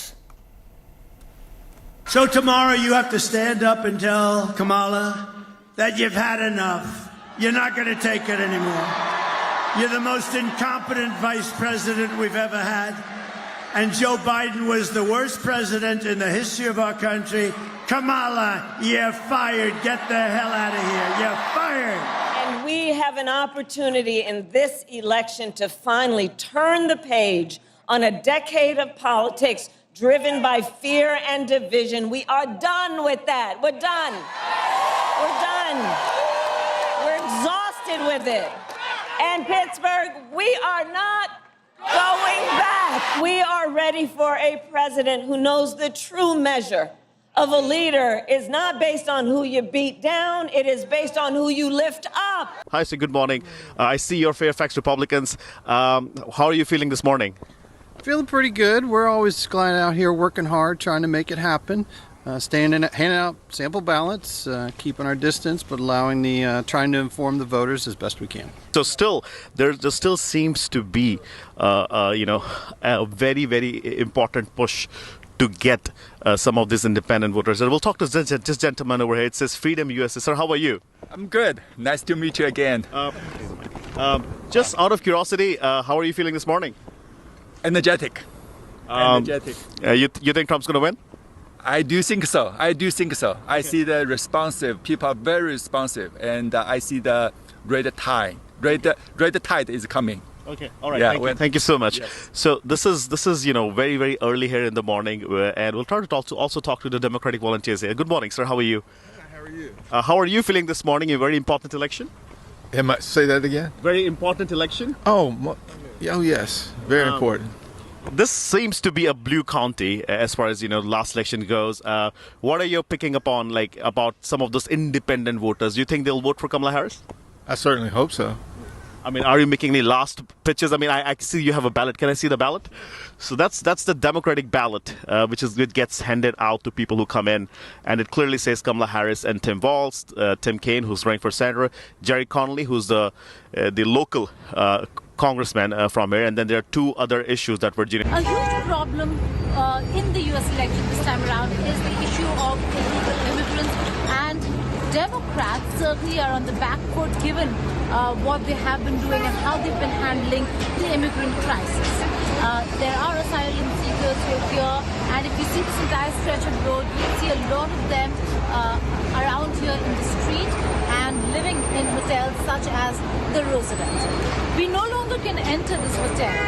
It's completely blocked, and only people with certain security card and IDs can enter the hotel. So they are those who've been housed by the Democratic leadership over here, Mayor Eric Adams himself, and nobody else can enter this hotel. So yes, in this election, when we're talking about agenda, one of the issues that has made headlines is illegal immigration, and visuals such as this certainly does not bode well for the Democratic Party. In New York, Geeta Moon reporting for India Today. All right, we're slipping into a short break. Coming up next, India Today's Fact Check. Busting lies, it's masquerading as the truth. Stay with us.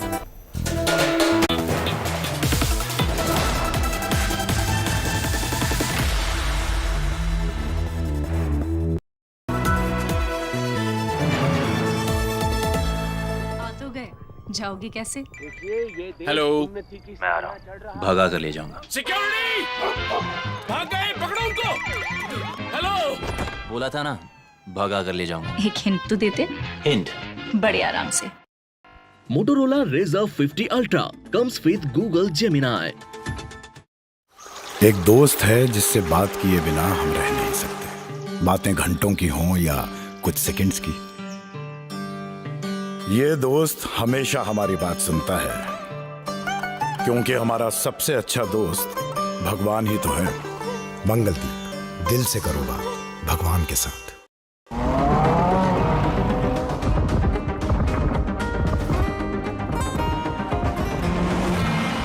जमाने से हटकर बेबाक है मेरा signature finest cardamom seeds, a premium product from Dilbar Group.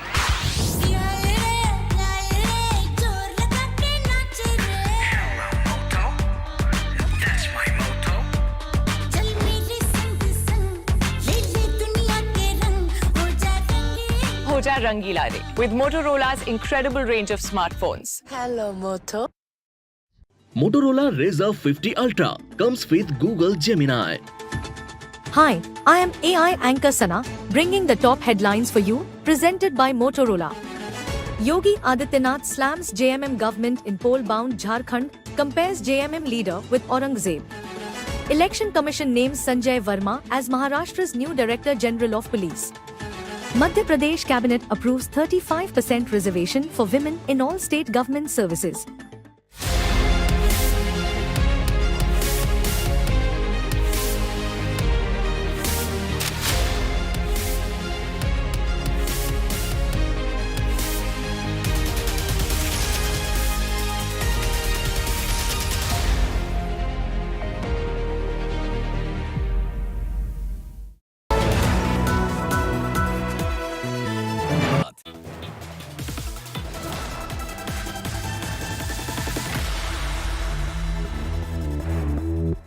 You are watching Fact Check segment where we bust fake news. As Israel's invasion of Gaza continues, a video allegedly showing a young Palestinian girl trapped under rubble has been widely shared online. India Today Fact Check found that neither was the child trapped under rubble, nor is she from Palestine, she is from Syria. Amongst the responses to the viral video, we found another clip of the same child. In it, the child could be seen sitting in front of a wall, looking into a hole in it. The video then transitions to the viral clip, implying that this was the same child and that she wasn't trapped under rubble at all. We also found several other videos of the same child which showed her looking through the hole in the wall. One video also showed the child on the other side of the wall, where she could be seen playing. It is thus clear that a video of a Syrian child playing is being shared as a Palestinian child trapped under rubble. This fact check on viral fake news is done by India Today's team Afa. With that, a quick break. Stay with us for the latest news and updates. This is AI Sana signing off.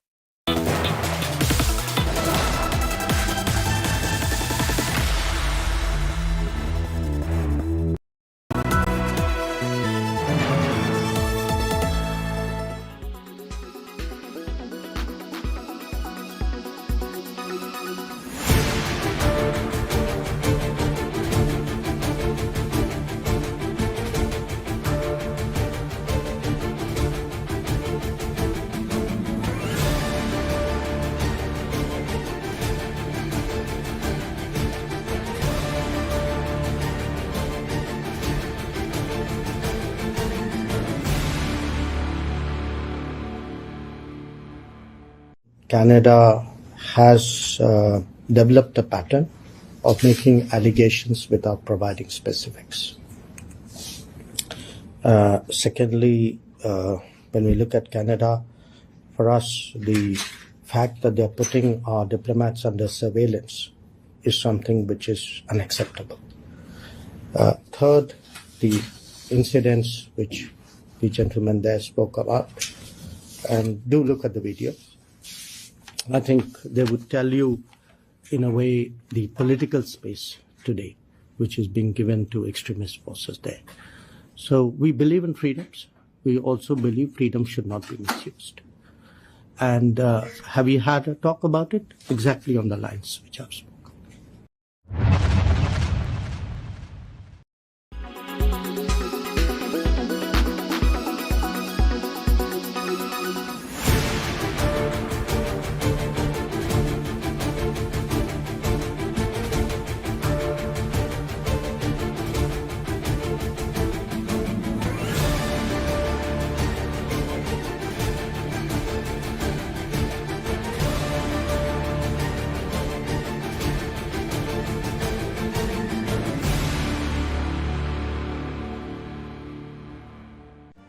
Make your media plan smarter with India Today Live TV on your connected devices.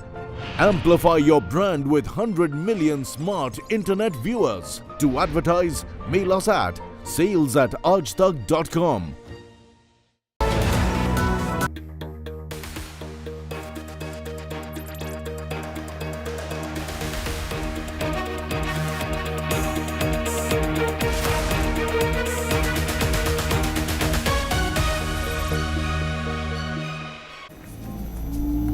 Well, the state of war, Jharkhand heats up. Prime Minister Narendra Modi sounded the poll bugle with accusing the JMM Congress RJD coalition of indulging in appeasement politics in Jharkhand. Modi has termed the alliance as Ghuspetia Gathbandhan, citing infiltration as a big issue in Jharkhand. Let me take you through this report. ये आपकी रोटी भी छीन रहे हैं, ये आपकी बेटी भी छीन रहे हैं। जब घुसपैठ का मामला कोर्ट में जाए और प्रशासन इससे इनकार करे तो पता चलता है कि सरकारी तंत्र में ही घुसपैठ हो चुकी है। घुसपैठिए और infiltrators are back as a poll pitch, accusing the JMM Congress RJD coalition of indulging in appeasement politics in Jharkhand. Prime Minister Narendra Modi, in an election rally, called the JMM-led ruling coalition in the state a Ghuspetia Gathbandhan and urged the people to vote it out in the upcoming assembly elections. This statement has led to a political storm. The BJP is calling it appeasement politics to settle Bangladeshi infiltrators. एक प्रधानमंत्री को shelter देना, उनको कोई भी कारण में, और लाखों लाख घुसपैठियों को बुलाना, और वो भी फॉर्मर प्राइम मिनिस्टर, ये क्या एक विषय है क्या? देश का प्रधानमंत्री जो ही बात बोला है, कंडेम किया है, वो पूरा देशवासियों का ओर से किया। The Congress calling it communal politics, accusing the Prime Minister of singling out a particular community. ये जो डायलॉग हैं आपके, ये प्रधानमंत्री के स्तर को शोभा नहीं देते. ये डायलॉग, ये स्क्रिप्ट, ये भाषा शैली एक सी ग्रेड की हिंदी फिल्म के बहुत ही सस्ते विलेन के डायलॉग्स होते हैं. ये आपके स्तर पे शोभा नहीं देते. The foundation of the political narrative in Jharkhand and Maharashtra was built in Uttar Pradesh. कोई ऐसी गलती मत कर देना कि जो आपस में बंटे. याद रखना, बंटे तो कटे. ये कभी नहीं होने देना है. And now it's reaching its crescendo. Jharkhand को बचाने के लिए, झारखंड की माटी, बेटी और रोटी की सुरक्षा के लिए और झारखंड से विदेशी घुसपैठियों को बाहर निकालने के लिए जनता भारतीय जनता पार्टी के साथ खड़ी होगी, खड़ी है. The opposition claims it's desperation of the BJP, calling it divisive. हार रहे हैं बुरी तरह, थोड़ा और समय ले रहे हैं कि बुरा वक्त आया है, थोड़ा कुछ दिन के लिए टल जाए, पर टलने वाला नहीं. BJP being divisive or opposition being called out for appeasement. Top focus or opposition being called out for appeasement. Top focus on to the point. Now sounded in Jharkhand, the poll-bound state, with direct attacks at the JMM, the Congress and the RJD. BJP calls this alliance a Ghuspetia Gadbandhan. I'm going to bring in our guest joining us, Pradeep Bhandari, National Spokesperson of the BJP. We also have Sujata Paul, Congress Spokesperson. We also have Ashutosh, who is a political analyst, joining us. Let me start with Ashutosh, a neutral voice. Well, we'll know if it is neutral. Ashutosh, give us your take on Ghuspetia Gadbandhan. The three alliance partners put together are using the infiltrators as their vote bank. This is infiltration, really a new flashpoint that's now in Jharkhand playing out, with the Prime Minister himself reiterating on how the Muslim population has increased, infiltration has happened from Bangladesh, and it's been encouraged under the JMM regime. See, Nabila, I think the Prime Minister's statement doesn't shock me, because now it has become a normalized that these kind of languages will be used and will be frequently used to polarize the society and create a division between the Hindus and the Muslims. But on the question of Bangladeshi infiltrators, I think there are three questions which needs to be answered by the Modi government itself. Why? Because for the last 10 years, they are in the government, and international border is controlled by the central agencies. So if the infiltration is increasing in India across anywhere, whether in Jharkhand or in Bengal or in Assam, then who is to be responsible for whom the Prime Minister is blaming? So first of all, the Prime Minister should look within and should ask questions from the CRPF, BSF or whatever, that why this infiltration has increased and who is responsible for this, and has any officer been made accountable, or the Home Minister been made accountable? The question number one. The question number two is that if infiltration was happening, then has any inquiry been ever done? I don't think ever any inquiry has been done on the issue that what is the number of these infiltrators, how many are they in lakhs, in crores, or in billions or millions? No number has ever been given. There is a census, there is a report, there's a survey report that clearly shows a near 30% rise in the Muslim population, largely Bangladeshis who've infiltrated in the Santal Paraganas area, which is exactly what the BJP is referring to. So they have a report which they've appealed to court with. Basis that they speak. Let me also bring in Pradeep Bhandari on that. Let me complete. Nabila, let me complete. The last point which I'm trying to make it that for the last 10 years, the BJP government at the center. So how many Bangladeshis has been really identified? And if identified, then how many had been sent back to Bangladesh?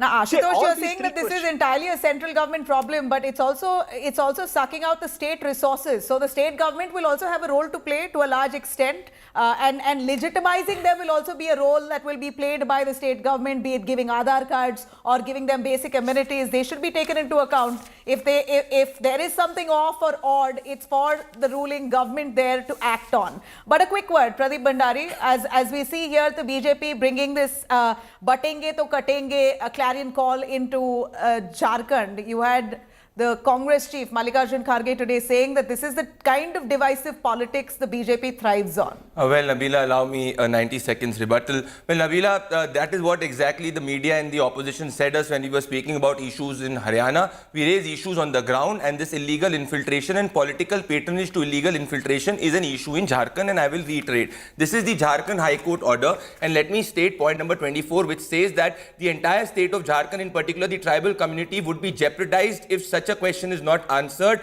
because it will be a challenge to the Santhal Pargana Act. So the Jharkhand High Court also acknowledges that yes, the illegal infiltration is a threat, and if you remember Saravanan Sonwal judgment, it akins it to external aggression. What I am talking about, political patronage, and I'll prove it. This is the 2023 order. This is not the order, the letter which was given by the Jharkhand Special Investigation Team to all the SPs in the DM, where it reported that fake Aadhaar cards were made in Jharkhand and it should investigate. However, there was no investigation because of political patronage. This is another very important point where I challenge the intent of the Jharkhand government, where in the Jharkhand High Court acknowledged that the district DCs, the district collectors, provided wrong information on illegal immigrants. My question is that district collectors could not have done it on their own. The appeasement government of Hemant Soren did not provide them data on illegal infiltration. If you do not believe the constitutional bodies, allow me to tell you a report which was reported by Dainik Bhaskar 48 hours back, which is from the village called as Jikharhati, and I want to quote the residents. This is a ground report by Dainik Bhaskar. You also can go, and it says that this village in Jikharhati, which is on the neighboring of Bengal border, that used to have 40 houses of Adivasis. Right now, it does not even have a single house of Adivasis, and illegal infiltrators have gone forward. Even the individuals in Jharkhand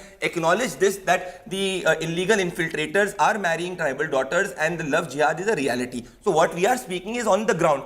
Speaking about tribal right does not mean polarization. If illegal infiltration is happening, it is happening. But we cannot shy away from it. But Pradeep Bhandari, exactly, you can't shy away from it, but is it not the responsibility of the center? Isn't infiltration really a core subject of the central government? Allow me. So if you ask us what we are doing, just before that, even 2 days back, the Adivasi Samaj Sammelan also acknowledged that in Jamtara, this is an issue where the Adivasi rights have been taken away. So what we are speaking is the voice of the Adivasi, not what we have done. Let me tell you and quote you. Just a day before yesterday, 16 individuals were arrested, 16 Bangladeshi infiltrators were arrested in Assam. This is exactly day before yesterday. 6 were arrested from Tripura. So yes, we are arresting individuals, the borders are porous, but the issue which we are finding in Jharkhand is that there is political patronage, and we are not getting cooperation from the Jharkhand government, and the Enforcement Directorate has even said this, and if you go ahead in the media reports, the ED is investigating why political patronage is happening in Jharkhand. So our issue and charge is I'll give you another data point. We don't have a JMM spokesperson. I will give you another 10-second data point. I'd like to echo the words of what Hemant Soren said. Yes. He said the BJP has given political asylum to Sheikh Hasina.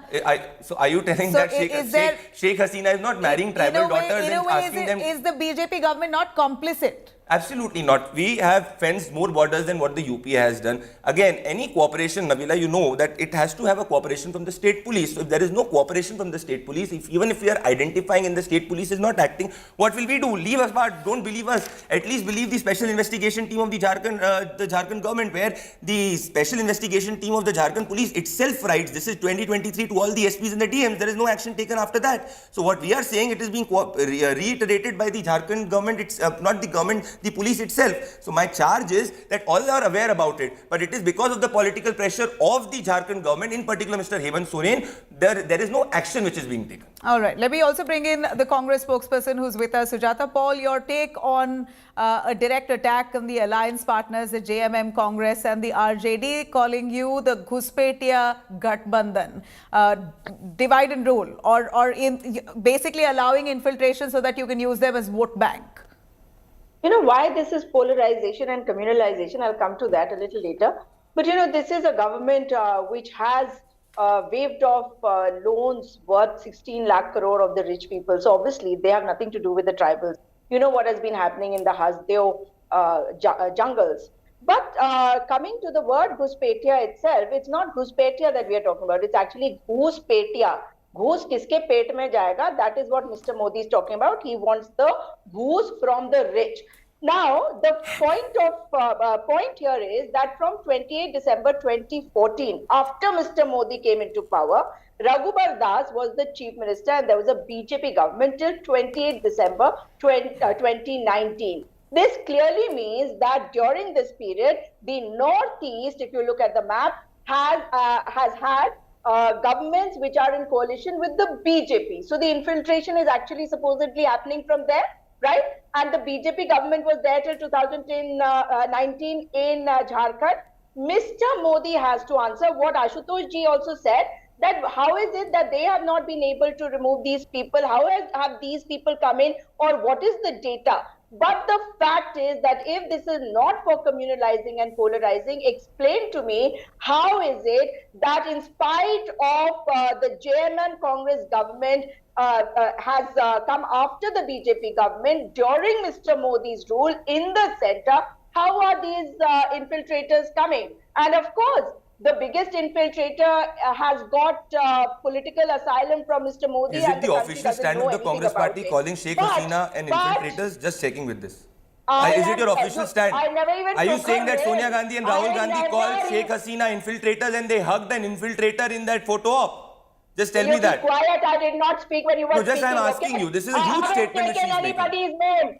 I haven't taken anybody's get back on track. Sujata Paul, the fact of the matter at this point now is that there are 18 seats in the Santal Paraganas area where the BJP claims the tribal population has significantly reduced, the Muslim population has significantly risen. And there's nothing that the JMM coalition has done to ensure tribal rights or ensure that tribal land is not taken away, that their rights are not infringed thanks to these infiltrators. Any active measures or steps that the JMM coalition has taken really to ensure tribal rights are not disturbed? You know, tribal rights are ensured in Jharkhand, but it is the Prime Minister who needs to explain why are the coal dues not cleared. This is clearly the money of the Adivasis. The coal dues are 1.36 lakh crore rupees. So this clearly means that when the Prime Minister talks about Jharkhand and he connects it to infiltrators, he has nothing to do with the people or the Adivasis of Jharkhand. All the programs, all the schemes taken up by the Jharkhand government in the JMM Congress time has been for the people, for the poorest of the poor. That's why we focus on health services, we focus on education, we focus on employment. And if we are talking about our present manifesto also, you can look at it. And of course, the 8 points that we are talking about, seven guarantees that you all have laid out, focused on the women, the youth, and those especially living in the Adivasi areas. So tribals have rights, but the Prime Minister only makes a show about it, whereas the JMM Congress government has delivered to the people, will continue to deliver, and a tribal chief minister is in place, and he is the one that Prime Minister Modi is attacking as an infiltrator helper. Allow me half the time. Pradeep. Please.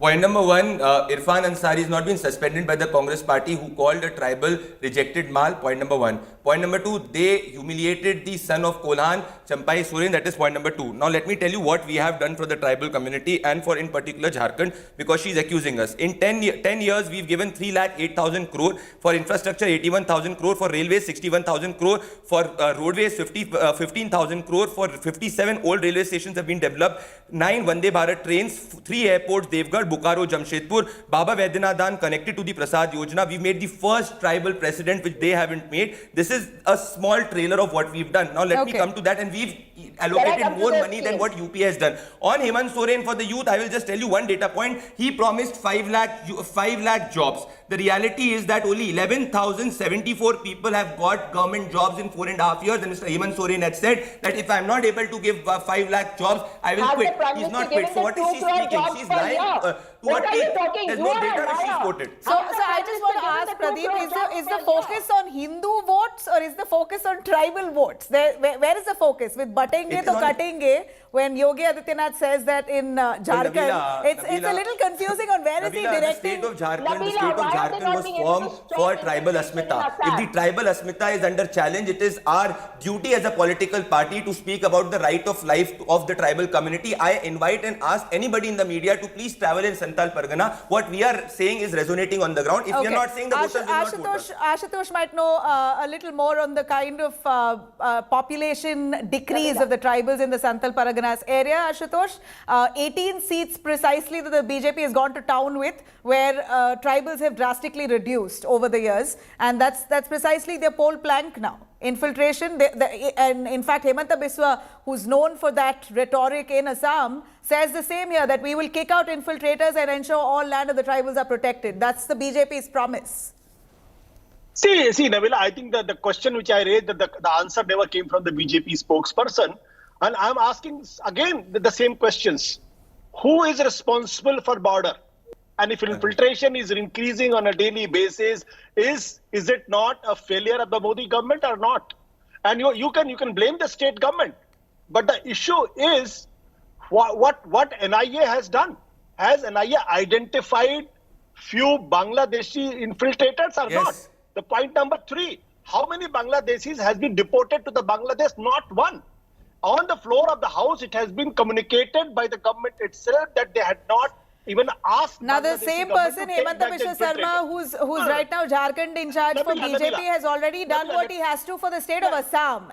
So there is reason for the people of Jharkhand right now to believe that the BJP might work on its intent. Nabil, let me complete. And about the Bangladeshi Ghuspatias, and NRC happened in Assam. And who were the Ghuspatias? 50% from Hindus from Bangladesh. Will you throw these Hindus to the Bangladesh? No. So this is basically a ploy to polarize society. And the same BJP, which in 2015, when it came into the power in Jharkhand, they did not make a tribal as a chief minister. They preferred a non-tribal, because at that point of time, they were trying to polarize Jharkhand politics on the non-tribal issues. So they made Raghuvar Das. And that's Babulal Marandi, who was the first chief minister made by Atal Bihari Vajpayee. And Babulal Marandi was a much dejected person, and that is why he was out, because he wasn't given preference in the BJP itself. Raghuvar Das was made the chief minister. So this is only for the political polarization. This is only to the divisive politics, just to gain vote, nothing else. There's absolutely nothing. We heard you, Sujata Paul, a quick word. If this is for polarization, all that we've heard Mallikarjun Kharge say, that this is what the BJP does. Batenge and Katenge is basically BJP's ideology. If you can tell me why is the Congress-JMM alliance rejecting NRC? That's really the first step to ensure population control and ensure that borders are more secure, knowing the population on the ground, ensuring the deserving get their due. Why oppose the NRC then? Nabila, one simple question. The Northeast has had the BJP coalition government. What has stopped them from conducting an NRC and giving the data out? The fact is they have not been able to do it. And if after almost 11 years, the Prime Minister is talking about Ghuspatias from Bangladesh, it clearly means that he has failed as the Prime Minister, because he has Himanta Biswa Sarma not just as the BJP Chief Minister of Assam, but also the convener of NEDA in the Northeast. So the fact is that if infiltrators are still there in the country, then they are responsible. So where is the question of NRC coming when they are not being able to do it in their states themselves? The fact is that this is only to kate, bate and Ghus Lena. This is the aim of the Modi government, nothing else. As far as the schemes that the BJP spokesperson was lying about, there are so many schemes, whether it is agriculture, forest, even climate, for which the Jharkhand government is working. And if you want a list, no, I will have to take at least 10 minutes to rattle off the names of the list. Please. And the fact is that you need to go to the website of the state government and see how many schemes are there for the poor, for the elderly, the pensions that are being given to the elderly, what all has been done for the tribal areas, but you will not do it. As much as the BJP accuses the Congress JMM of factoring in infiltrators as your vote bank. It almost appears wherever there's a communal divide, the BJP thrives. Well, Nabila, I do not understand why people are not understanding the issue on the ground. In Haryana also we raised the issue on the ground. I again reiterate, we are raising an issue on the ground which is to do with the right to life of the tribal community for which Jharkhand was formed. I answer because not a single data point is being given. The Jharkhand High Court has said that the district collectors under Hemant Soren provided wrong information on illegal immigration. There is political patronage happening. I challenge the Congress spokesperson to show one evidence where Raghuvar Das government was there where information was not provided on illegal immigration. Point number one, because I had two people to counter. Point number two, what we have fenced as of July 2019, 2,803 kilometers of border was fenced. As of July 2021, this has increased to 3,141 kilometers. I do not understand Ashutosh's point. When we make the first tribal president, Ashutosh says that it is to appease. When we make the tribal chief minister in Odisha, Ashutosh does not acknowledge. So Ashutosh consistently does not like any opinion or any stand which the BJP takes. It is because of his political compulsion. I challenge him. I challenge Ashutosh to go to Jikharhati village, and if he is an honest journalist, he will report that there is a situation of political patronage which is happening and illegal infiltrators are snatching the right of the tribals. Illegal infiltration has happened for decades. For decades, you were in power.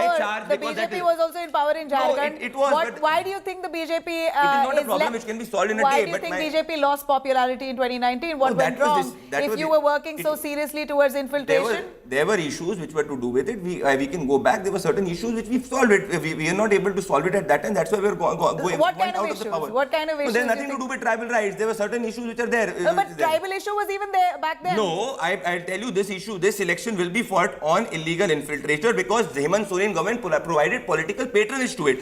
Last time our chief minister candidate lost against an independent. No, but you're speaking as if infiltration is a fresh issue. It is because there is no Jharkhand High Court order is in 2022 after Hemant Soren's government is formed, and the Jharkhand High Court is acknowledged about political patronage. My charge is not about illegal infiltration. My charge is political patronage given by Raghuvar Das's by the government of Hemant Soren. In just 10 seconds, I don't take the Congress party seriously on anything. She's not been able to quote one data point of her scheme in Jharkhand. Her promises are exactly like in Karnataka, where she promised Grah Lakshmi Yojana and they could not provide it for 2 months, where she promised Shakti Yojana and DK Shivkumar says that she wants to take it back, where she promised farmers their loan and then they had to get buffs to encroach on farmer land, after which the protest by the government of people on the ground, they had to take it back. So I don't take the Congress from the party state of Karnataka, and I can assure you that the guarantees are still on, but I don't know how long it will go on. But they're not all completely on. They are.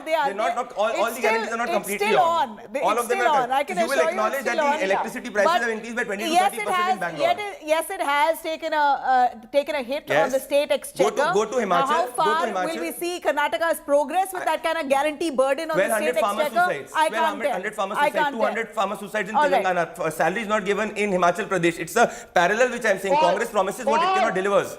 No, I'm sorry, Nabila. A final word from Ashutosh, if I can take a journalist at the end. I've heard both spokespersons facing off. Ashutosh, your final take to the end. I'm not sure if it's neutral or not, but you're a journalist, so I'll take it to the last. I respect his opinion, but it will be anti-BJP. What do you think is the issue that Jharkhand will vote for this time? As much as the BJP says infiltration, what do you think is the real issue the people of Jharkhand will vote for or against? See, that the real issue is unemployment and the price rise. There is absolutely no other issue.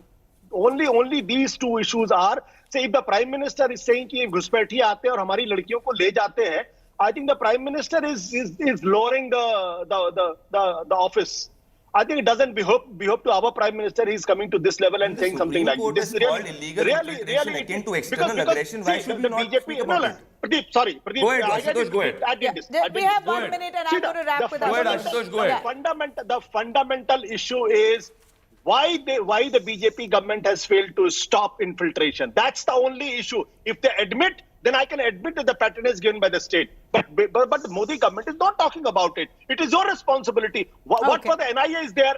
Have you done any research? Yes, we have. We've heard I'll send you the list of efforts which we have done. We've heard you loud and clear. 20th, I think, is the day where Jharkhand will decide, and then we'll know what really was the real issue. But I appreciate your time, Pradeep Bhandari, Ashutosh and Sujata, for joining us. Thanks very much. Up next, Rahul Kanwal.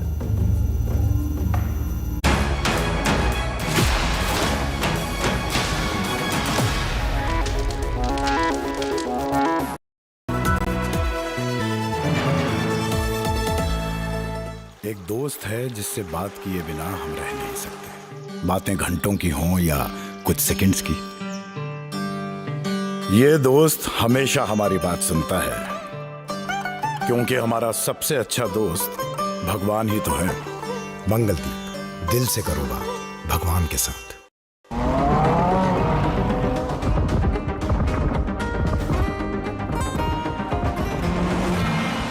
जमाने से हटकर बेबाक है मेरा signature. Signature finest cardamom seeds, a premium product from Dilbar Group.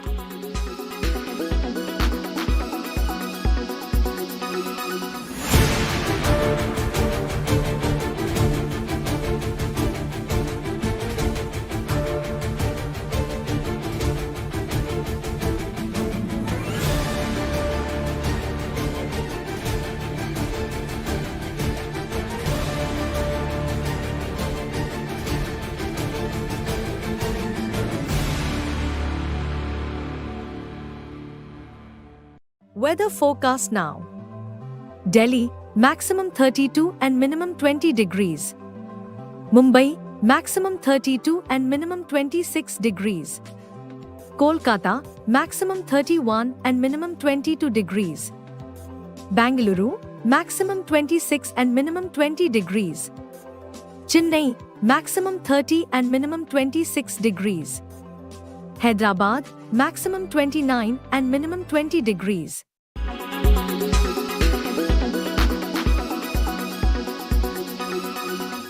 Make your media plan smarter with India Today Live TV on your connected devices. Amplify your brand with 100 million smart internet viewers. To advertise, mail us at sales@aajtak.com.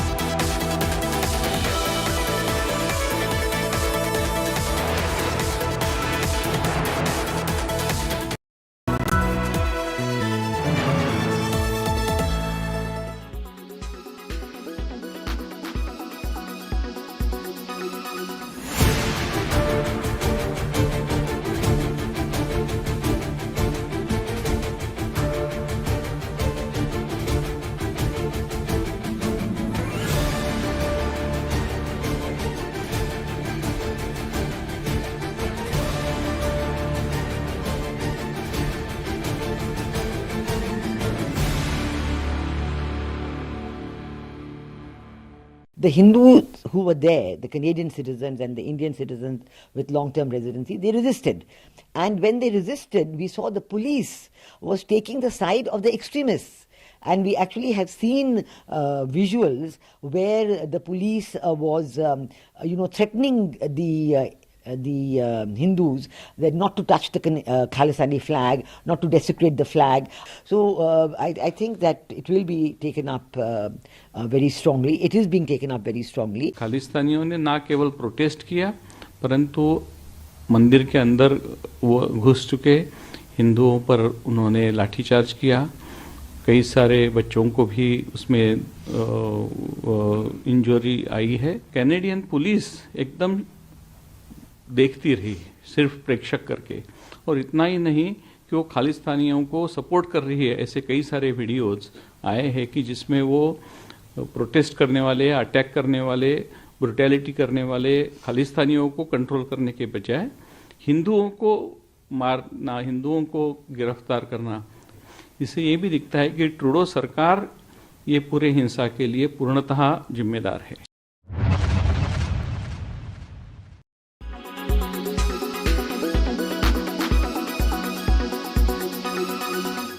Make your media plan smarter with India Today Live TV on your connected devices. Amplify your brand with 100 million smart internet viewers. To advertise, mail us at sales@aajtak.com. Presented by RP Sanjeev Goenka Group, Growing Legacies. Co-presented by Club Prime, Raho Befikar. Co-presented by एक hint तो देते, hint बड़े आराम से. Co-powered by the bold look of Kohler.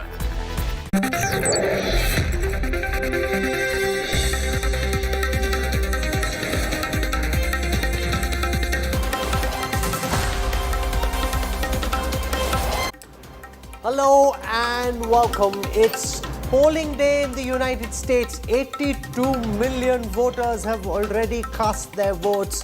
It's an election that is likely to go down to the wire. All the latest updates from across the US. Who will win the most consequential election this year anywhere in the world? Will it be Donald Trump once again, or will America see its first woman president taking the oath of office? I'm Rahul Kamal and this is India Today's coverage of the American presidential elections, and that's my top focus on the news track.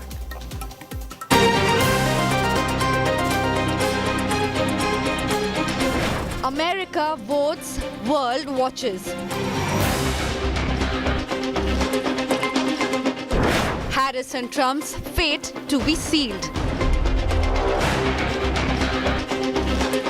What are the issues America is voting on? Will women voters swing the poll?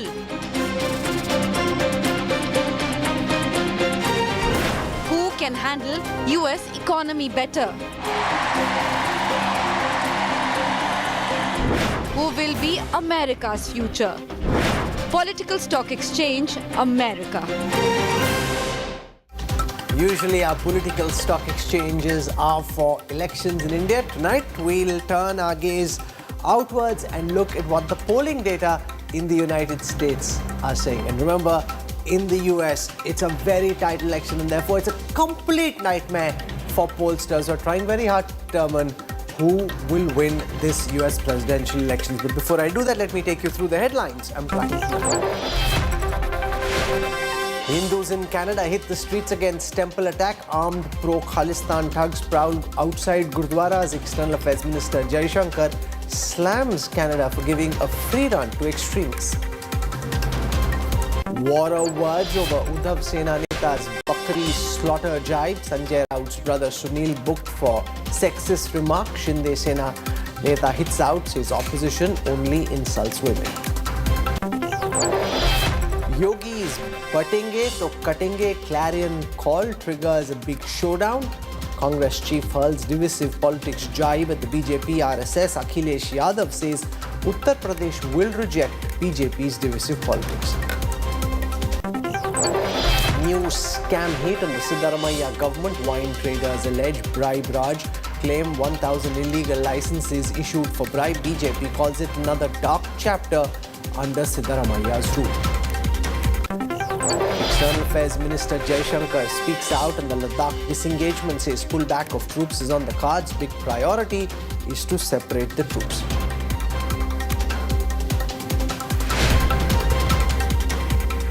It's the most acrimonious election in America's history and the most consequential for the rest of the world.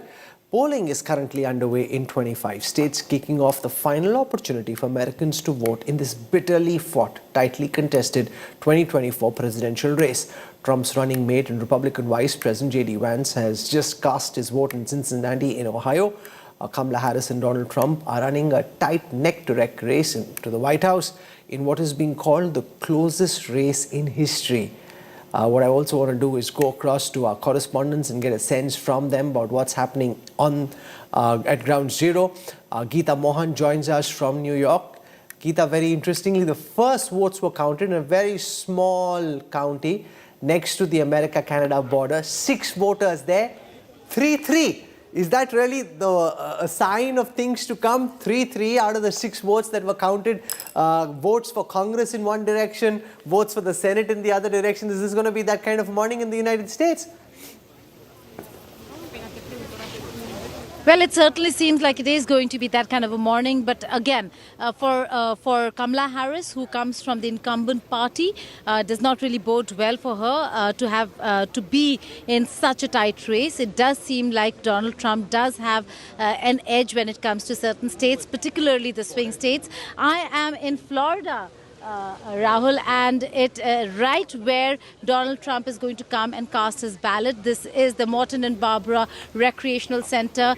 You will not find so many media personnel, Rahul, at a polling booth in the United States of America. But this is one of those rare polling booths because it is the one where at West Palm Beach where Donald Trump is going to show himself and cast his ballot. A lot of Trump supporters out here. Here you see, Make America Great Again, all of them quite excited. Very excited about Donald Trump coming to vote here at the center? Yes. And why are you voting Trump? He's the best. Is he the best? Yes. Yes, he is. He's the best president we ever had. Okay. So a lot of women voters also coming out here in support of Trump. This is West Palm Beach, Rahul. Somebody I was speaking to earlier said that this is his city. And if you go anywhere over here, the roads, roundabouts, everywhere, you have billboards, you have placards that are up. Look at the streets out here, Rahul. Just look at the streets. All of them lined up with Trump and Vance, and then you have women who've come out urging women voters to come and vote Harris, vote for reproductive rights. Here they are trying to spread awareness as well. But this is how streets at West Palm Beach look. And then massive flags right behind me with pictures of Donald Trump on the American flag. Clearly spells out where Florida is headed, or especially West Palm Beach, which is his bastion. And so he's going to come here. There are vans over here with MAGA written on them. Secret Service in service over here. Sniffer dogs, they've all sanitized the area. The police, local police over here. So everything is in place. We're just waiting for Trump to come and cast his ballot. Okay.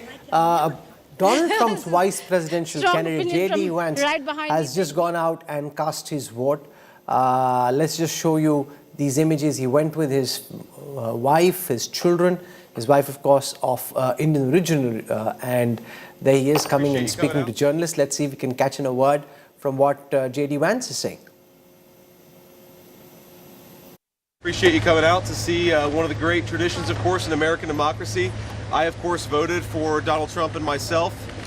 So did my wife, and we also, for all the locals out there, we voted for Bernie Moreno for the United States Senate. And if you want the policies of Donald J. Trump in the United States Senate, then Bernie Moreno is the only candidate in this race who I think is the candidate of peace and prosperity for the United States Senate. So I hope people will get President Trump over the finish line. I hope people here in Ohio will get Bernie Moreno over the finish line. Look, I feel good. You never know until you know, but I feel good about this race. I felt good about my own race a couple of years ago when I voted in this exact same spot. Hopefully it goes as well for President Trump and me as it went for me a couple of years ago in the state of Ohio. Late in the night, both Donald Trump and Kamala Harris were campaigning in the crucial swing states of Michigan and Pennsylvania. In the last and final stretch of their campaign, Trump compared himself to Abraham Lincoln and danced off the stage at his final rally. Kamala Harris had a bevy of celebrities from Lady Gaga to Oprah Winfrey telling women and voters at large why they really need to go out and vote.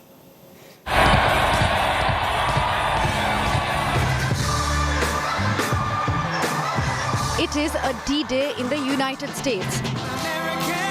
Hours before voting starts on Tuesday, Kamala Harris and Donald Trump fired their last shots at each other in their final speeches.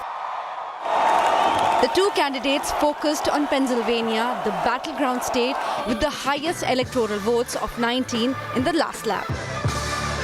Over the past 4 years, Kamala has orchestrated the most egregious betrayal that any leader in American history has ever inflicted upon our people.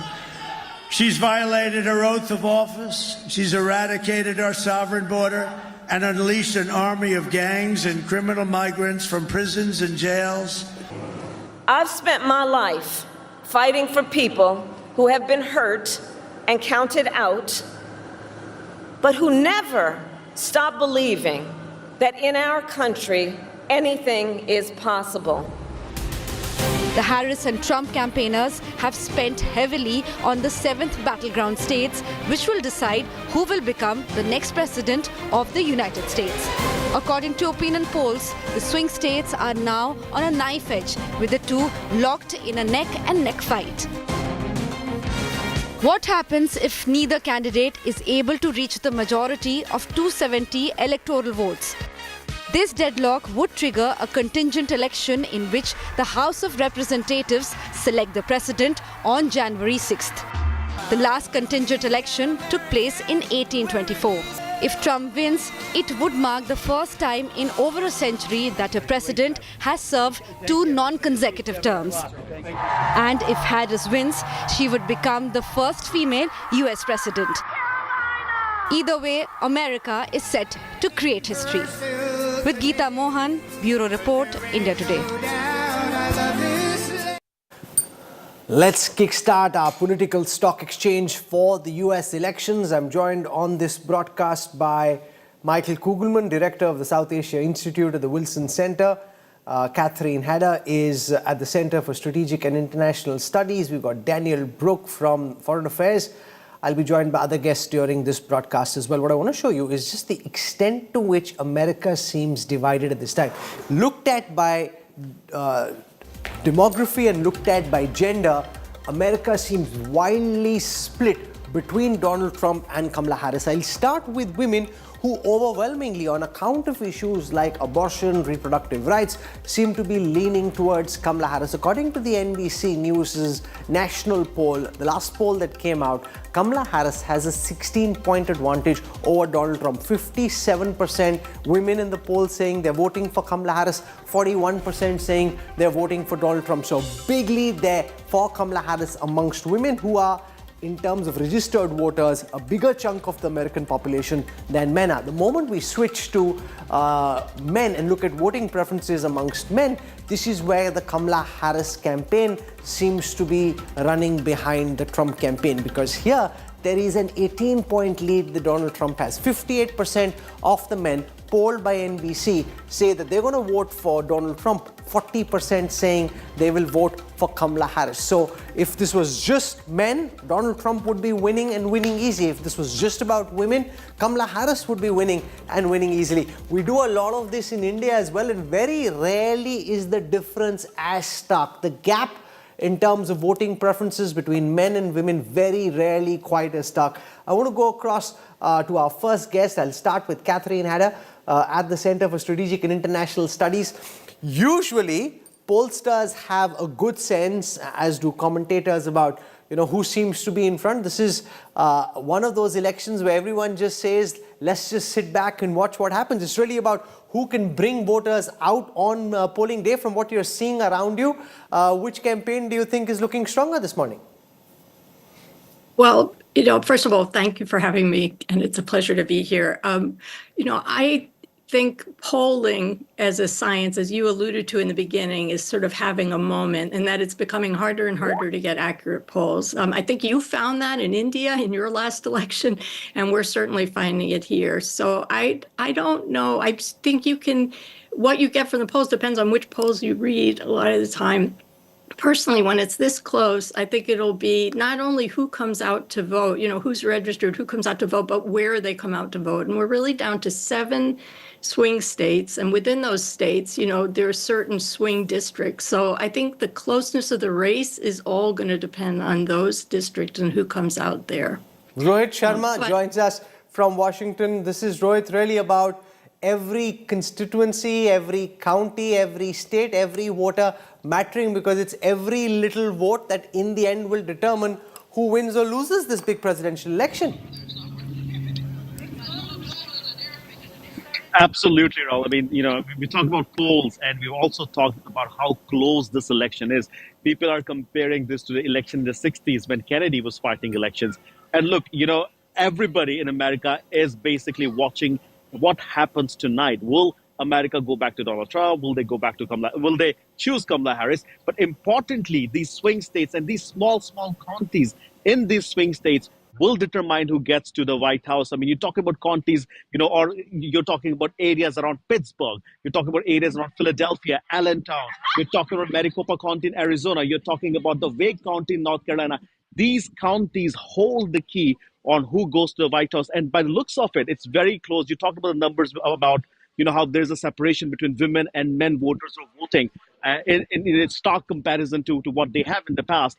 Also, the fact that, Rahul, like, if 10 years ago somebody would have said that Donald Trump would be on stage with Muslim Americans, with Arab Americans, trying to appeal to Hindu Americans, trying to appeal to Latinos and black men, nobody would have bought it. It is that close of an election where Donald Trump is getting out there. He's putting himself out there, trying to build this coalition because he knows this election is very close. And Kamala Harris, on the other hand, she's definitely lost some lead among, the voters, Latino voters and men voters and all that. But she is hoping, and her campaign, when I spoke to them this morning, said they're hoping that women will come out and vote in all those counties that I talked about. The young women, the people who've registered in those colleges, young women in those colleges, in some state like North Carolina, they're actually banking that those women will come out and vote for Kamala Harris so she can win this election. We might not know. We could even get to a 269 scenario if the poll is that close. But as of right now, I think America is very excited to take part in this all-consequential election. Let me not hold you back. We'll come back to you for more later. Thank you very much, Rohit Sharma, for joining us from Washington, D.C. I want to go across to Jayant Krishna at the Strategic Center for Strategic and International Studies. Jayant, it's really about who can pull more voters out. Men disproportionately seem to be wanting Donald Trump. Women disproportionately seem to be wanting Kamala Harris. From what you can pick up around you, where is the level of enthusiasm to go out and vote? It's one thing to have an opinion, as we saw in Indian states like Haryana recently. It doesn't matter what your opinion is, it matters who you're able to get out to the polling booth on polling day. Yeah, absolutely, Rahul. I would believe more than the swing states which are being talked about, Pennsylvania, Georgia, Michigan, Arizona, Wisconsin, Nevada. I think, they would be crucial, but I think more than that, voter turnout would decide as to who is inside White House next. And also women. If women turnout is proportionately more than men and with little more swing in favor of Kamala Harris, would see her win. But, it's anybody's guess. And it is the most tightly contested US presidential election ever that I remember that I've been tracking in the last 3 decades or so. So I think it's anybody's game. Very, very difficult. No pollster has been able to predict with any accuracy, with any reasonable degree of confidence so far. And it's very, very interesting because both of them have very different take on various things that affect the economy of the US, geopolitical stuff and different parts of the world which are especially which are at war, be it Russia or Ukraine or Israel, Gaza, Iran, that area. So I think both have very different takes on that. Let's see which way. So we're seeing Michael Kugelman, a very close contest in the United States. Just for a moment, imagine that this is a global presidential election where the world and their countries get to decide who they want as the president. Who do you think would win internationally? If governments internationally were to decide whether it will be Donald Trump or Kamala Harris, who do you think has the advantage internationally and why? Well, I think that, on the whole, particularly in a moment like now when there's so much instability and volatility and uncertainty in the world, that many world capitals would prefer to see a leader that they would be most comfortable with, and that would be the one that's the least unpredictable, and that would be Kamala Harris. I think that our U.S. allies and partners that remember how things went during the Trump presidency when the NATO alliance and U.S. relations with treaty allies in Asia took some major blows. And I think that those countries might be a bit concerned about the specter of a return of Trump. But, there are other leaders, I think, that would prefer not to see Harris and would prefer to see Trump if you talk about a Vladimir Putin, for example. And I think I can't resist saying something about India here. I think that one could argue that there would be trade-offs for India with both Harris and Trump. I think that one could argue that some tension points, whether you're talking about the Russia factor or the issue of human rights, would be less prevalent if Trump were to return to the presidency. But I think that issues like trade tensions could come back to the fore if Trump were to return. Harris, I think, would be someone that that New Delhi would be comfortable working with, because I think it would largely be seen as a continuation of the Biden administration to an extent. But at the same time, there might be concerns that a President Harris would be willing, like the Biden administration, to make a bit more noise about internal matters in India, such as rights and so on. So hard to give a short answer. Well, President Trump might be more mercurial, but he's also transactional. Kamala Harris would likely keep the relationship going in the way that it's built up over the last several years. So both offer very different things. I want to welcome Edward Luce, U.S. National Affairs Editor for the Financial Times, and I'm joined by Dr. Mukesh Aghi, President and CEO of the U.S.-India Strategic Partnership Forum. For a moment, I want to go across to Dr. Aghi. From the perspective of India Inc., India America Business, do you think Donald Trump works better for that trade relationship, or Kamala Harris, or do you think it doesn't really matter so much in the end? I think it does matter, because when you look at Trump has said he is going to impose 20% tax or tariff on goods coming out of India and 60% from China. This will have an impact on India's export into United States. But more important is you have to understand international relations, international trade is tied to stable, predictable policies. And while you have Biden administration, which has provided that stable policies, which may not agree on all of them, but there is predictability. Trump brings that unpredictability, and that's going to have a big impact on global trade, especially from India coming to the United States.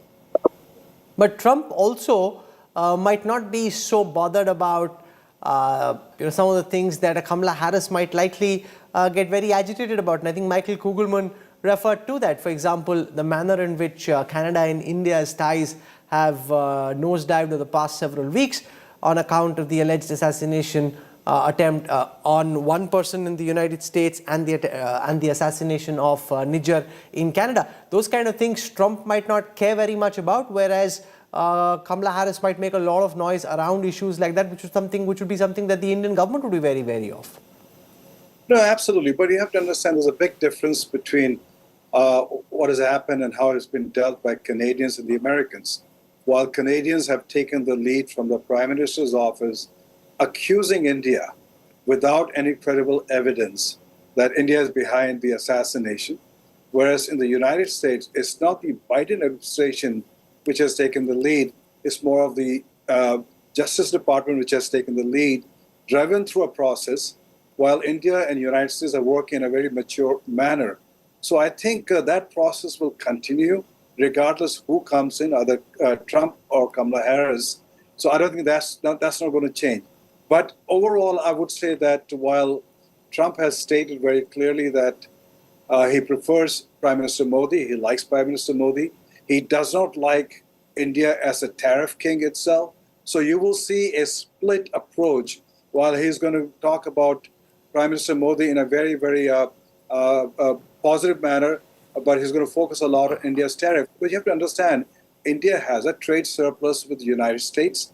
Unless that comes to a level between the two countries, he's going to keep on poking at India from a trade perspective. Okay, I think Mukesh Aghi making clear that from a trade and investment perspective, maybe he thinks Kamala Harris might be more stable and easier to deal with. Thank you very much, Dr. Aghi. We'll come back to you once we actually know who won, and then we'll discuss what impact this has. For the moment, I want to go across to Edward Luce. Mr. Luce, I read your commentary very carefully. You know, this is a very tight election. Is it really just down to those 7 battleground states and who wins those, or do you think in the other states as well, where everyone's taking for granted that these are either blue or red states, that there could be changes which also people need to look out for very carefully? Well, that's a very good question. I mean, in America's season 8 is not going to end without a surprise twist.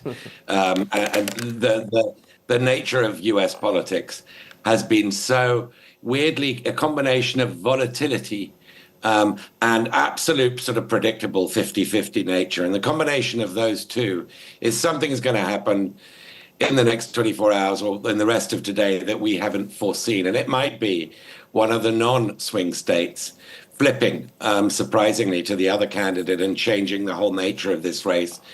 Or it could be that in spite of the fact this is razor close, dead heat, etc., that we actually get a clear result early this evening and we're all in bed by midnight. I really have no idea. And anybody who does have an idea is bluffing. Sure. One of the things the Harris campaign seems to be betting on is a stronger ground game. They've outspent the Trump campaign by far. They claim that they've got the maximum number of volunteers on the ground, going knocking on doors, urging voters to go out and cast their votes. Do you think that makes much of a difference? Or do you think given the level of polarization, voters will decide one way or the other what they want to do, and it doesn't really matter how strong your ground game is? I think ground game always matters because, this is not an election of swing voters. This is an election where most people made their mind up ages ago, and therefore the game is to get them to the polling booths and voting. Almost always the presidential candidate with more money wins. The only exception to that was 2016. Hillary Clinton outspent Donald Trump quite a bit, and of course she lost. Kamala Harris does have more money than Trump.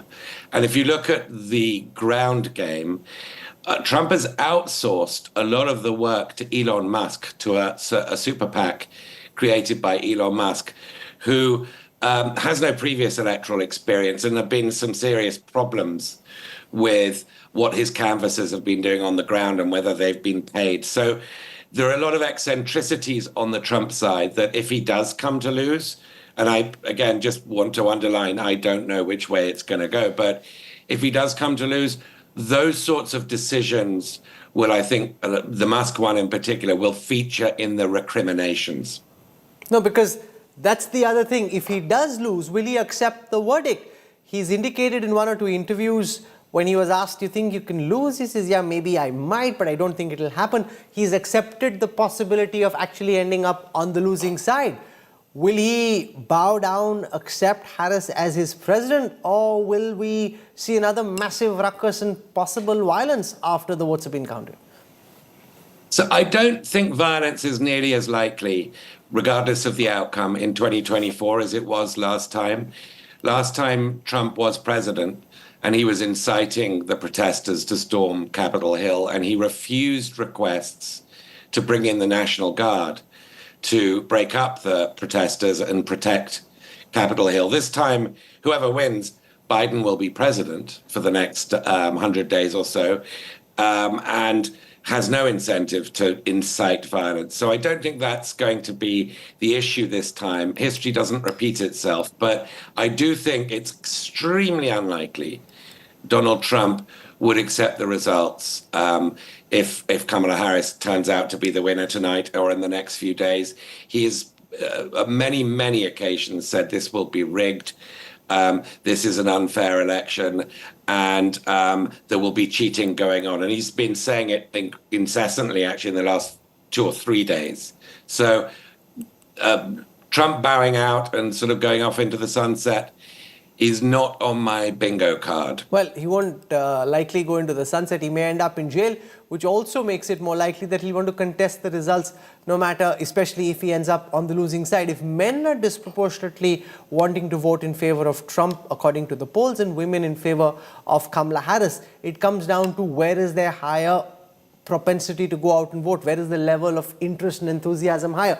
On that, Edward Luce, before I let you go, which voting group do you think is more enthusiastic? Are you seeing more enthusiasm amongst men or women? I'm seeing quite a lot of enthusiasm amongst both, but it's what I would call negative enthusiasm. A real dislike of the other candidate is their chief motivation. So, I mean, historically, women do tend to vote in higher numbers. I think 53% of the electorate last time were female. I'm expecting that to be higher this time, but also the share of women who vote for Kamala Harris or vote for the Democratic nominee being higher than normal as well because of this whole abortion issue. Women do tend to be a little bit more reliable about voting. So if you were on the Harris campaign and you were clutching at straws right now, I think the gender gap in how reliable you are at turning up to vote would be one of those straws. I'd leave it there. Thank you very much for joining us, Edward Luce. I want to go across to Danielle Block, Senior Editor at Foreign Affairs. One of the things which tripped pollsters the last time was a lot of people who were voting for Donald Trump were awkward / embarrassed about admitting it, which is why pollsters had to apply for the midterms so many algorithms and ways to try and account for that, which is what ultimately tripped their midterm polls over. So it's really the kind of election where you just sit back, have your coffee, have your popcorn or whatever it is that you will, and allow for the actual votes to be counted. Is this something that you're looking at as well? The fact that voters may not be indicating their actual voting intent when they're being asked about who they intend to vote for, which is why the end result may not be as close as some of these polls are suggesting. I think that the difficulty pollsters have had when Trump is on the ballot is one of the more interesting storylines that we're going to watch over the course of the night play out. And to your point, in both 2016 and 2020, pollsters had a lot of trouble capturing just how many people would vote for Trump. The exact reasons why that is are disputed. It seems like they had a lot of trouble actually reaching out to Trump's base and simply getting such people on the phone. What's interesting is after 2016, they tried to compensate for that by sampling more white people who didn't go to college. And the idea was that in 2016, they failed to capture enough of those people. Then by sampling more of them, they'd be able to more accurately get the result. And then in 2020, they actually underpredicted Trump's vote share by even more. Biden nonetheless won. So what they've started to do between now and then, they've done a couple of things, but one of the really big things pollsters have started to do is to actually build their models around factors that they don't normally build their models around, like the partisan ID of their sample. And so the question is, will this be enough to accurately capture Trump's vote share?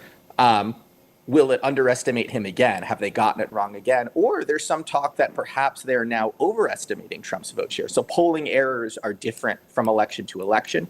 In the 2022 midterms, they underestimated how Democrats would perform. So really, we just don't know. In part, again, because we don't exactly know what caused the polling errors in the past.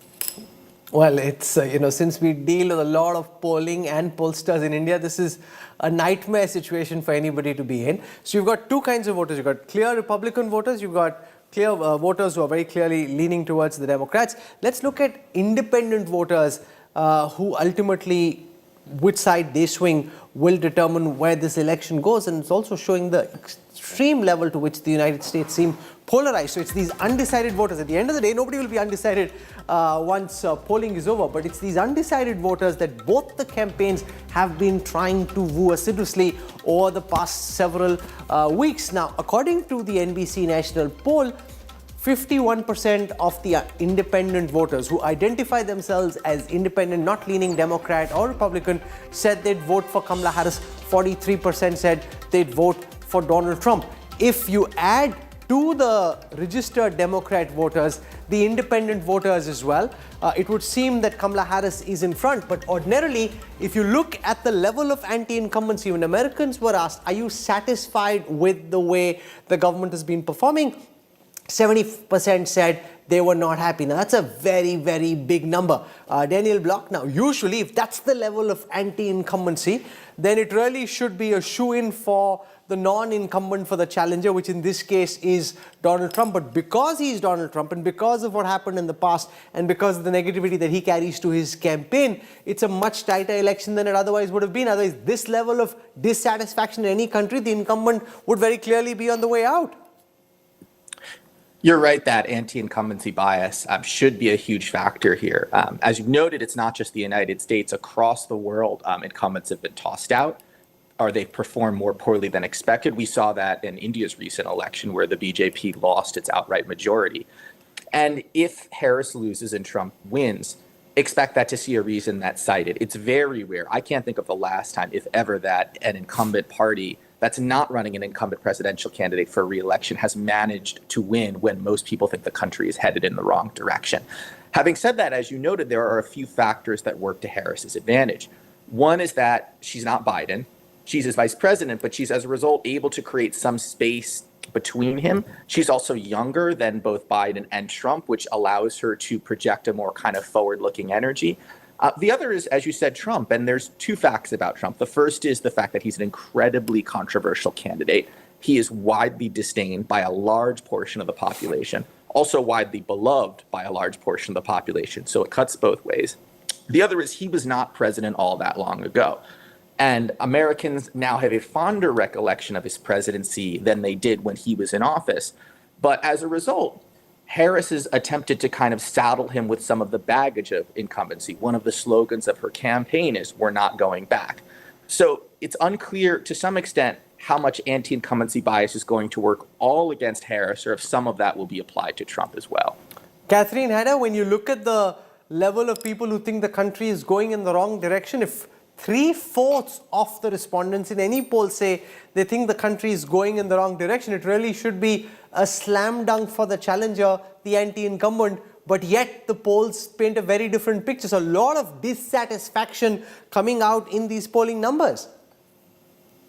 Yeah, I think Daniel got it right. I think the Harris campaign is trying to portray Trump as the incumbent, and it hasn't been all that long. I wanted to touch a little bit, though, on the hidden Trump voters, because in the past that was definitely true. And I have always found it true that a lot of times when people lie to polls, which they do, they lie because they're voting in a way that they think will get them condemned in some way. At this point in our political life in the United States, I think those kind of Trump voters are rarer. I think if we're looking for something unexpected, it may be the hidden Harris voter, the woman in Pennsylvania, or even the man in rural Pennsylvania that can vote a lot like Georgia votes. They don't want to admit to their extended family, to their neighbors, to their church, how they're going to vote this time, because it's that divisive. So I really think it is anyone's game at this time. And I thought there was a very controversial recent poll from Iowa. Rahul, you seem to follow everything, so you probably saw this. But Iowa, which is a red state, this one pollster, who's a woman, I want to add, found that Harris would win Iowa, which was very controversial. But what she found was the gender gap that you described. And it was particularly striking for women over 65 who in the past had followed Trump, but were now breaking for Harris 2-1. Sure, and that's an important factor. I want to look at how some of the communities are voting. Let's start with white men and also then non-white men. We'll also talk a bit about people of Indian American origin. The Latinos have been in the news as well. So let's take you through how the community vote is going. Let's start with white voters. 54% saying they're picking Donald Trump. Kamala Harris would be the first woman of color. If she were to get elected, 45% of white voters, so she's weak amongst white voters, 45% of white voters saying they'd vote for Kamala Harris. If we now come to the non-white voters, just taken as a whole, here is where Kamala Harris has a massive advantage. Remember, American demographics have been changing very rapidly. The percentage of whites coming down, non-whites going up. 63% of non-white voters say in this PBS NewsHour Marist poll that they'd vote Kamala Harris versus 34% Donald Trump. This is really Donald Trump's weak link. Let's for a moment take a look at Latino voters. And amongst Latino voters, again, there's been a big blowback against Donald Trump for some of the comments that have been made by him and people associated with his campaign during the campaign trail. 44% saying they'd pick Donald Trump, 53% of Latino voters saying they'd pick Kamala Harris. I want to go across Jay and Krishna on the Indian American community. Usually, they were seen as being pro-Democrat. Later, Republicans started picking up a lot of vote as well. Is there one candidate who has, in your view, disproportionate advantage amongst Indian Americans? We're seeing Donald Trump oftentimes reach out to Hindus. He spoke about attacks against the Hindu community in Bangladesh and elsewhere. So he's very consciously making an effort to try and attract Hindu voters. See, Rahul, as far as the Indian diaspora in the US is concerned, my feeling is they will tilt a little more towards Kamala Harris. Because at the end of the day, the choice they have to make is make it what kind of leadership they want to elect. With Kamala Harris, widely it is expected that she'll be more humanitarian, more principled, more responsible leader, and also there'll be a policy continuity with Kamala Harris. She'll be more predictable. Whereas Trump, a lot of people believe that he will be divisive. He will even be vindictive, and as the world needs leaders who are more multilateral in their thinking, Trump is clearly more unilateral. He believes in Americanism versus globalism. For him, America comes first, no matter what be the cost. So my worry is, and I'm sure Indian community in the US also thinks the same way. Things like climate change, for example. I mean, we have seen in the last presidency how Trump had walked away from the Paris Accord, and which could have played havoc against the war against climate change. So I think there are lots of issues. UN institutions he doesn't believe in. I mean, not that UN doesn't need to be reformed, but he had reduced the funding to the UN bodies. And US is the largest funder. If you look at Europe, Trump could be Europe's nightmare. NATO nations, he has talked about walking out of NATO. He's forcing NATO countries to spend a certain percentage of their GDP on defense. So there are lots of such things, where the stand on for example, let's talk about the Ukraine and Russia war. One doesn't know which side, how he would resolve those things, because he is known, and several occasions he has said he's expressed his liking for Putin. He says he's a very strong leader. So let me hold you there and put that question to Michael Kugelman. Michael, step into the minds of world leaders like Vladimir Zelensky, like Vladimir Putin, like Mr. Zelensky, like Xi Jinping, and tell us from their lens and from the lens of their national interest, who would they rather see and why someone like Xi Jinping would really not want to see Donald Trump, because if he raises tariffs in the way that he's saying, what impact could that have on the geopolitical order? Rep, this is one of the challenges of trying to make sense of this, and that is that Trump is very unpredictable, right? We could look at his recent views, we could look at how he engaged with the world when he was president, but we really don't know, right? I mean, I don't think that we can rule out. You mentioned President Xi. I don't think we're deciding to try to strike a deal with China. I mean, let's not forget early in his presidency, Trump had essentially described President Xi as a friend, and he indicated that he wanted the things to work. It wasn't until later in the administration when U.S.-China competition really heated up and things took a different direction.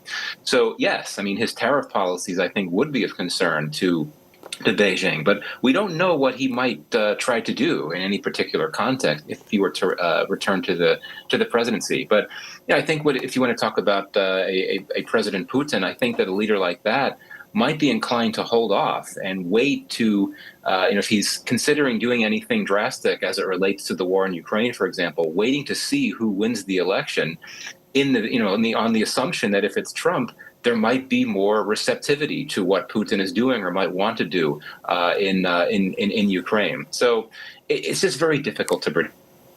Well, let's just hold off for a few hours and then we will have a better sense of who wins.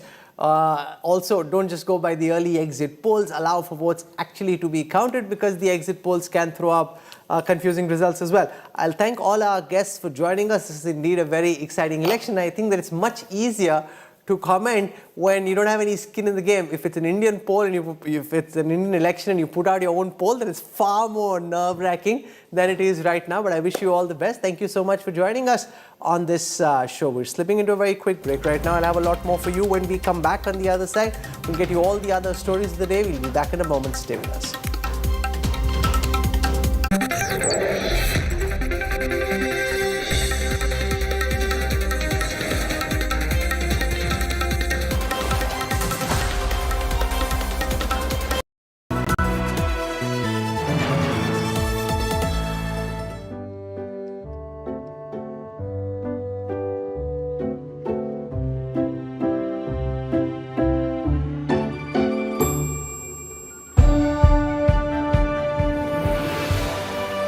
Colors by Cola makes you wish everything was as vibrant. आ तो गए, जाओगे कैसे? Hello, मैं आ रहा हूँ, भगा कर ले जाऊंगा। सिक्योरिटी, भाग गए, पकड़ो उनको। हेलो, बोला था ना, भगा कर ले जाऊंगा। एक हिंट तो देते। हिंट? बड़े आराम से।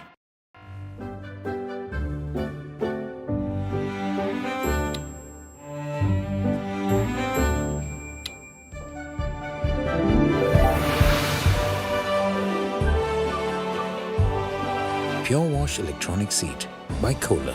Wish everything was this intelligent.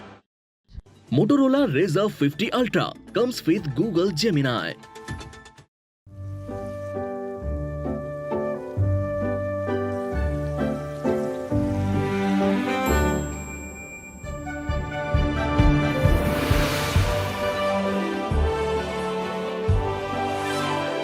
Sveda by Kohler.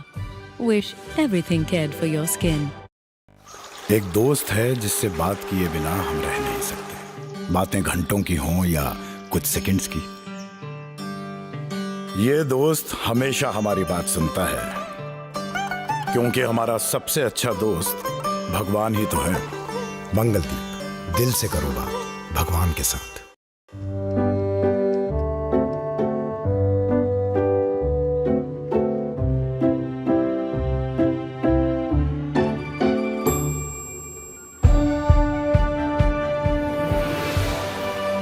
Colors by Kohler makes you wish everything was as vibrant.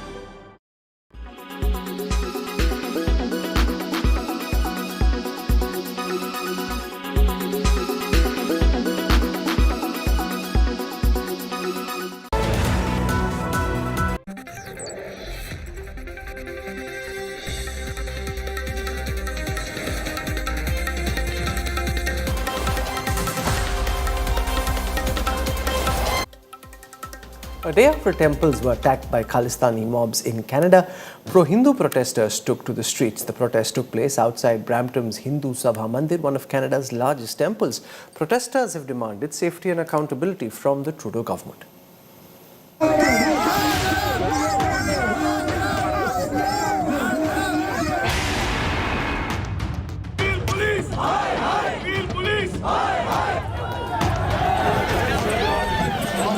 A pro-Khalistan mob assaulting Hindu devotees in Brampton and Surrey in Canada inside the Hindu Sabha and Lakshmi Narayan temples, leading to widespread protests that night by the Hindu community.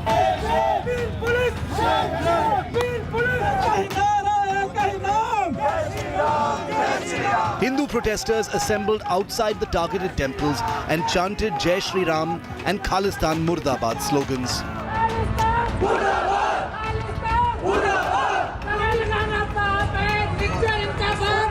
ये बड़ी ही दुर्भाग्यपूर्ण घटना है और ये घटनाएं जो हैं कनाडा में वो लगातार बढ़ रही हैं.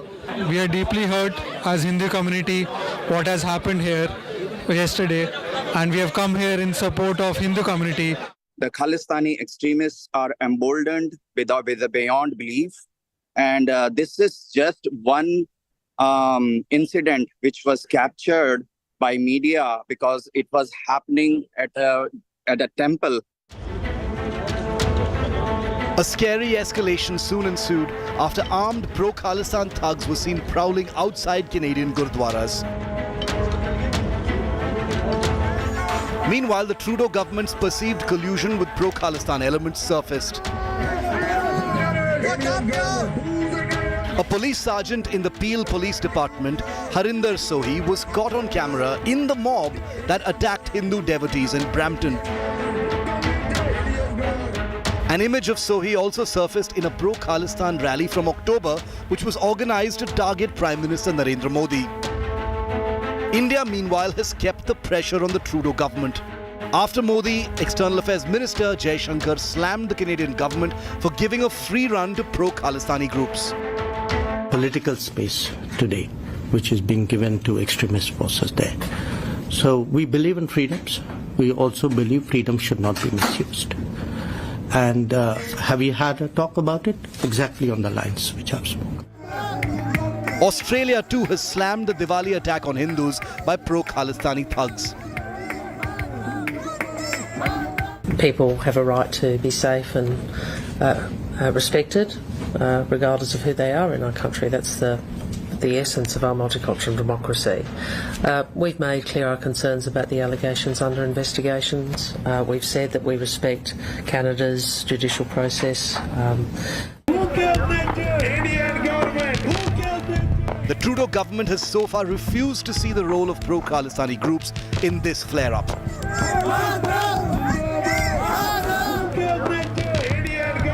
Are India and Canada relations crossing a point of no return?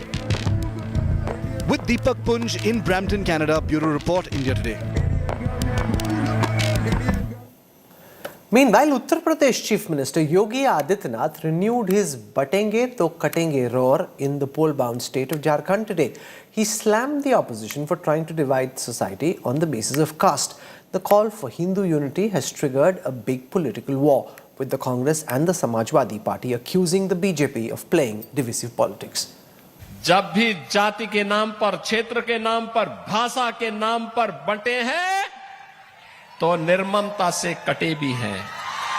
The Batenge Katenge slogan war has reached battleground Jharkhand.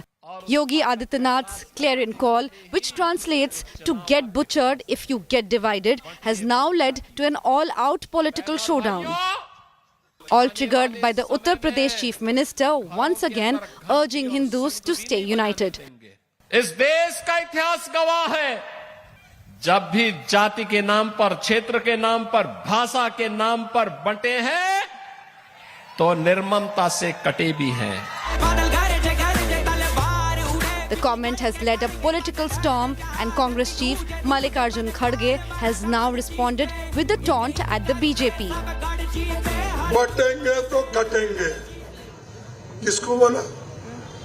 बांटने वाले ही तुम हो और काटने वाले भी तुम हो और दूसरों को बोल रहे बटेंगे तो कटेंगे.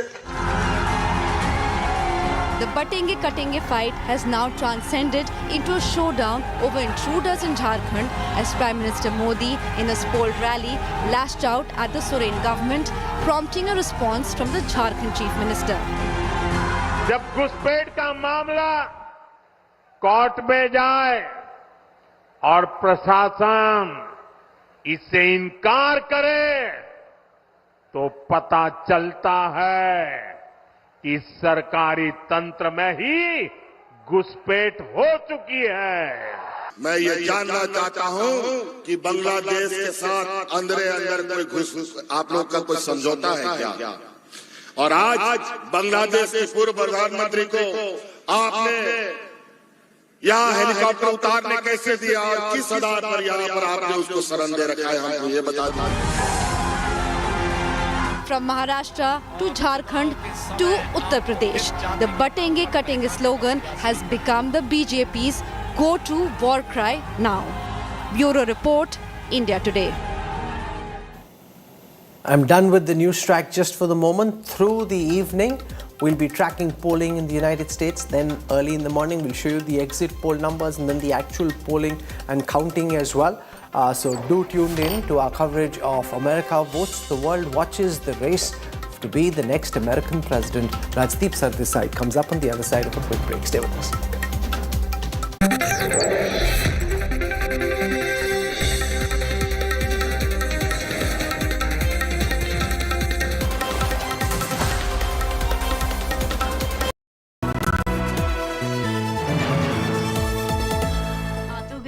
जाओगी कैसे?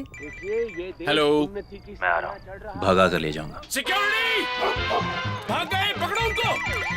हेलो, बोला था ना, भगा कर ले जाऊंगा. एक हिंट तो देते.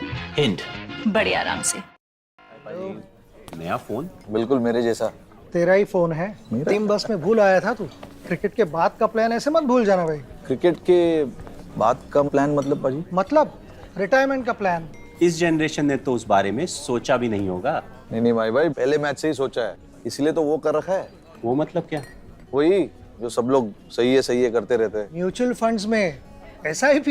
म्यूचुअल फंड्स में SIP. अगर ऐसे भूल भी जाओ ना तो भी रिटायरमेंट का प्लान बैकग्राउंड में चलते रहना चाहिए ताकि आगे की लाइफ सेट रहे. सही है.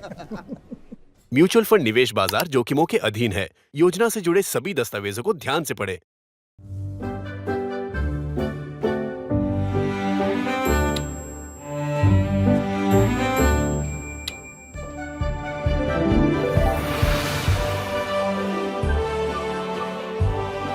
Pure Wash Electronic Seat by Kohler. Wish everything was this intelligent.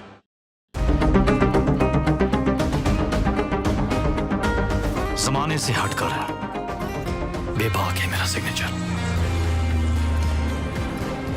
Signature Finest Cardamom Seeds, a premium product from Dilbar Group.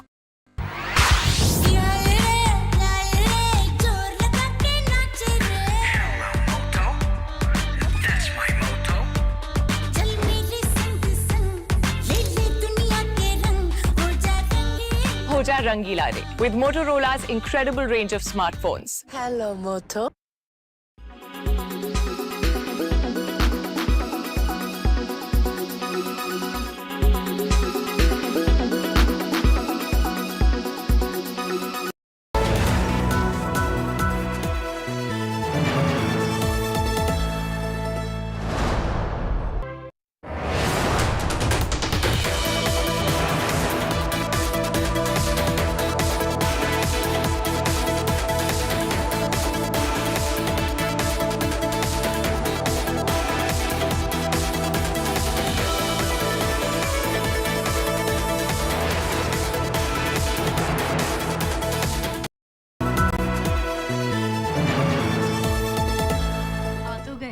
जाओगी कैसे? हेलो, मैं आ रहा हूँ। भगा कर ले जाऊंगा। सिक्योरिटी! भाग गए, पकड़ो उनको! हेलो! बोला था ना, भगा कर ले जाऊंगा। एक हिंट तो देते? हिंट? बड़े आराम से।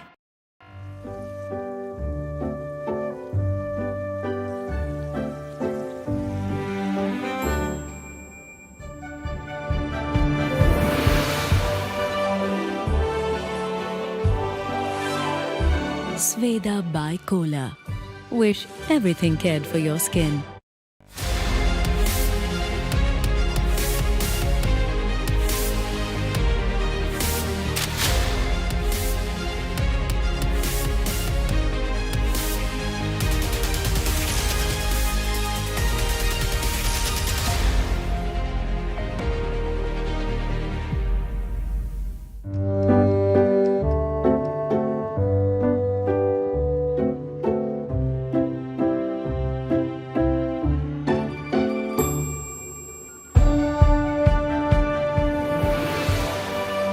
Colors by Kohler makes you wish everything was as vibrant.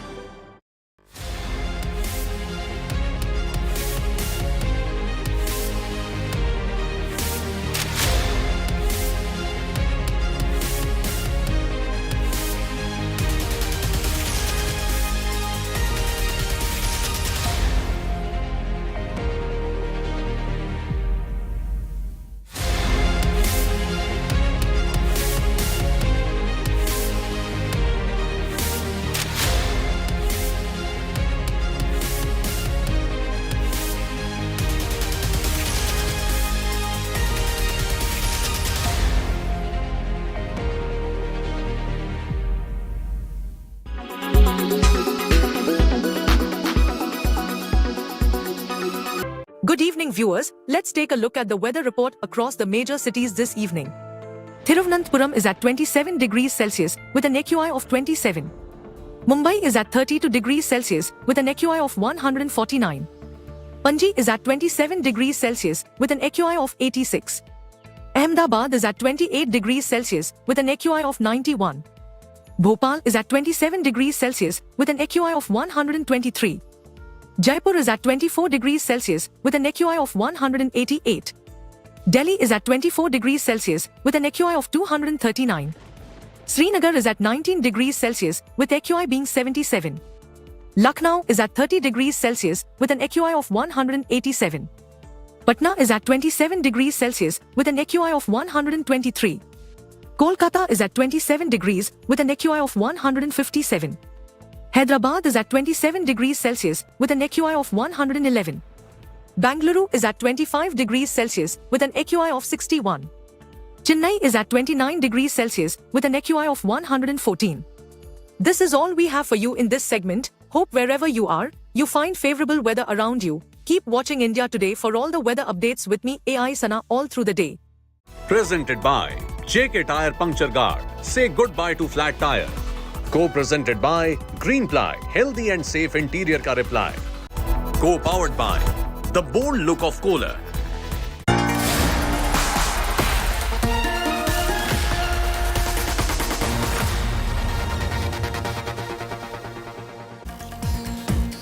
Good evening, hello and welcome. You're with the news today, your primetime destination news, newsmakers, talking points Tuesday night. And it is Super Tuesday, as they call it in the United States every 4 years, the first Tuesday of November. Who is winning the presidential race for America?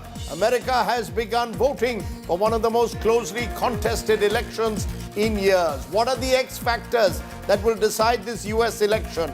Also on the show, the Prime Minister's love jihad charge in Jharkhand has now created a controversy. Tribals being pitted against outsiders. What's the poll pitch there? We'll have plenty of that, plus all our other top stories. But first, the headlines. Voting begins for the next United States president. Final polls suggest a close race for Kamala Harris and Donald Trump. Whoever wins will create a slice of history. India-Canada signs worsen. External Affairs Minister Jai Shankar accuses Canada of giving a free run to extremists. Hindus in Canada hit the streets against the temple attack. Yogi's batenge to katenge. Clarion call triggers a showdown. Congress Samajwadi Party hit out, accused the BJP of divisive politics. War of words also in Maharashtra over Uddhav Sena Neta's Bakri slaughters jibe. Sanjay Raut's brother Sunil is booked for an alleged sexist remark. Shinde Sena hits out, says opposition insulting women. New scam heat now on Siddaramaiah government. Wine traders claim 1,000 illegal licenses were issued for a bribe by the excise minister. BJP claims it's another dark chapter in Siddaramaiah's rule. Ally versus ally in Andhra Pradesh. Deputy Chief Minister Pawan Kalyan takes aim at Andhra Home Minister over rising crimes. Demands Yogi model in the state. National Capital Region breathes toxic air as AQI levels dip to severe. Toxic foam engulfs Yamuna River ahead of the Chhath Puja festival. Relief for Uttar Pradesh's madrasa. Supreme Court upholds the madrasa law, says it's constitutional, allows state government to regulate madrasa education. Supreme Court's big judgment on private land acquisition says not every property individually owned can be seized. Chief Justice of India Chandrachud criticizes late Justice Krishna Iyer's doctrine. Justice Nagaratna objects.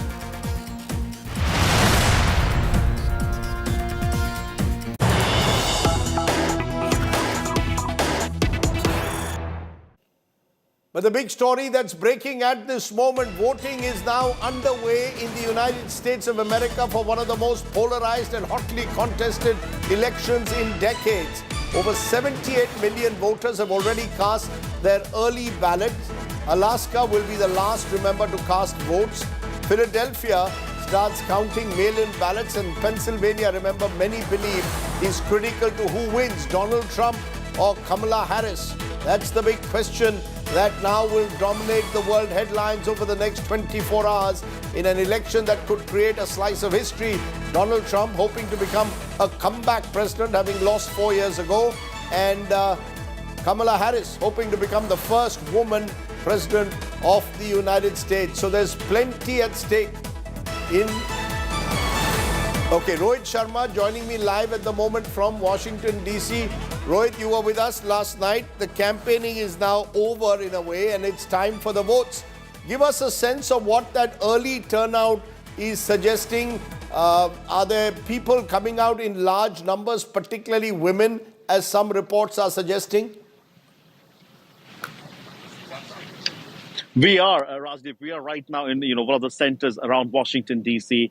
And people are coming in. Look, it's not a holiday, so people came in troves in the early morning hours. People started lining up as early as 6:30 a.m. And right now, we'll probably see another wave of people come, and it's during the lunch hour. And the third wave would be the last, which would be around evening time after 4:30 p.m. People are turning in. People are excited, Raji. That's what I want to tell you. I've talked to a lot of people here. People are really excited to vote in this election. People are not sitting at home letting, other people decide their fate. And that's one interesting aspect. The other thing that I've seen, I've observed when I've talked to a lot of people not willing to talk on the camera is there seems to be an underlying sense of support for Trump. I've talked to some Indian Americans. I've talked to some African Americans. Off the record, they don't want to say on camera, but they are actually coming in and voting for Donald Trump. On the other side, when you talked about women voters, they are overwhelmingly voting for Kamala Harris. And the fact that, when you ask them, why, their answer is abortion and reproductive rights. So I think both the campaigns, we were looking at covering them for months here from America. We've stuck to those themes that abortion is going to be a very important issue. And I think if Kamala Harris wins this election tonight, it would be because of women voters. And I said it before too, Rajdeep, small counties in Pennsylvania, small counties in North Carolina, in Arizona, in Georgia. That's where this election will be decided. But at the same time, we could also be in for a big surprise. Trump could win this in a blowout if we believe, if we believe some of the pollsters who've said that there is an underlying Trump wave. And I've gotten a little bit of hint when I've talked to some people that yes, there are African American, Indian American voters who are overwhelmingly voting for Donald Trump, Rajdeep. When will we get the first clear trends? Presumably by 2 a.m. India time, we should start getting trends. Or when by US time will you get trends? In a few hours from now? Well, look, Rajdeep, usually on the east coast of the United States, there are three different time zones, East, Central, and Pacific. The 7 p.m., which would be, I think, 5:30 a.m. your time is when the polls will close.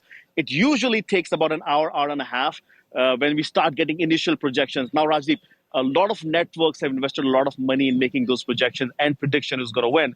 And it's dependent on the exit polls that are getting conducted across the nation right now in polling centers like this. When voters come out, all these networks are asking people who they voted for. They will simulate that data with the past election data and then make those projections. So we might get a sense of it early tomorrow morning from India's standpoint, Rajdeep. Around 6:37 a.m. your time is when we will know who's winning and who's going to be possibly a projected winner in some of the states. Now, also very important, Rajdeep, some of these swing states have different laws. I mean, in Pennsylvania, you're allowed to vote as long as you're in a queue. So even if the poll closes at 8 p.m., as long as you're in the queue, people will get to cast their vote. And those votes are tallied first. Also, I have to remind our viewers about the mail-in ballots. These mail-in ballots are across the nation have different set of rules when they come to counting. In the state of Virginia, these mail-in ballots have been tallied, which means that they do not have to count them. They just have to be able to run it and show the results of who's winning in this state. But there are other states where, you have to basically count those ballots with hands. And then there are other counties, smaller counties in America, where if the margin of error is between 500 votes, you automatically go to recounting of those votes. So if it's a close election, which has been projected over months now, we will probably see some results getting delayed, especially in those swing states of Pennsylvania, Michigan, possibly Georgia and Arizona as well. So we could have a couple of long days ahead. America last time, if you recall, went down to the wire, particularly with states like Georgia. Took more than 48 hours before there was any kind of clarity. So this could be a very long week ahead for you, Rohit. Thanks very much for joining me there from Washington, D.C. As Rohit said, America has begun voting for the next president. Voting is underway as we speak in more than 20 states. And the contenders, remember, Donald Trump and Kamala Harris need at least 270 electoral votes to win.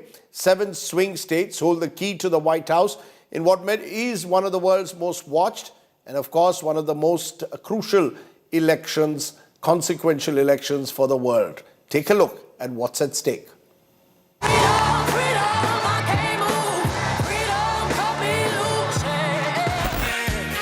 Pick yourself off the ground. come down in one of the most divisive election campaigns in American history.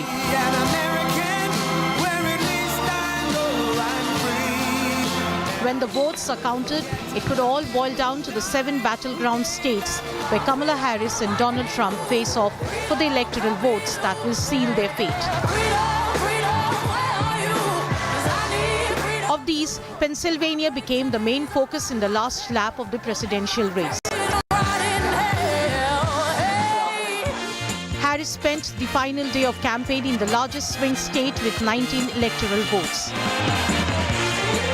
Pennsylvania also figured in Trump's last blitz that saw him also address rallies in North Carolina and Michigan. Their final speeches were a reflection of their month-long campaign. One played on the fear of illegal immigration, the other tried to offer a positive vision. We have an opportunity in this election to finally turn the page on a decade of politics driven by fear and division. We are done with that. We're done. We're done. We're exhausted with it. And Pittsburgh, we are not going back. We're not going back. We're not going back. If she ever won, I hate to even mention that concept, she's incompetent. If she ever won, she would have open borders the following day after the election, and you wouldn't have 21 million people, which is a record in history. You would have 221 million people coming over the next 4 years. And you could forget about your country. You would have no chance. The two leaders wooed the Latino voters who could prove decisive. A joke cracked at a Trump rally in New York in which a comedian called Puerto Rico an island of garbage is now haunting the Republican nominee. I don't know if you guys know this, but there's literally a floating island of garbage. Rapper Fat Joe referred to the racist comment in his speech endorsing Harris. The other day in Madison Square Garden, that was no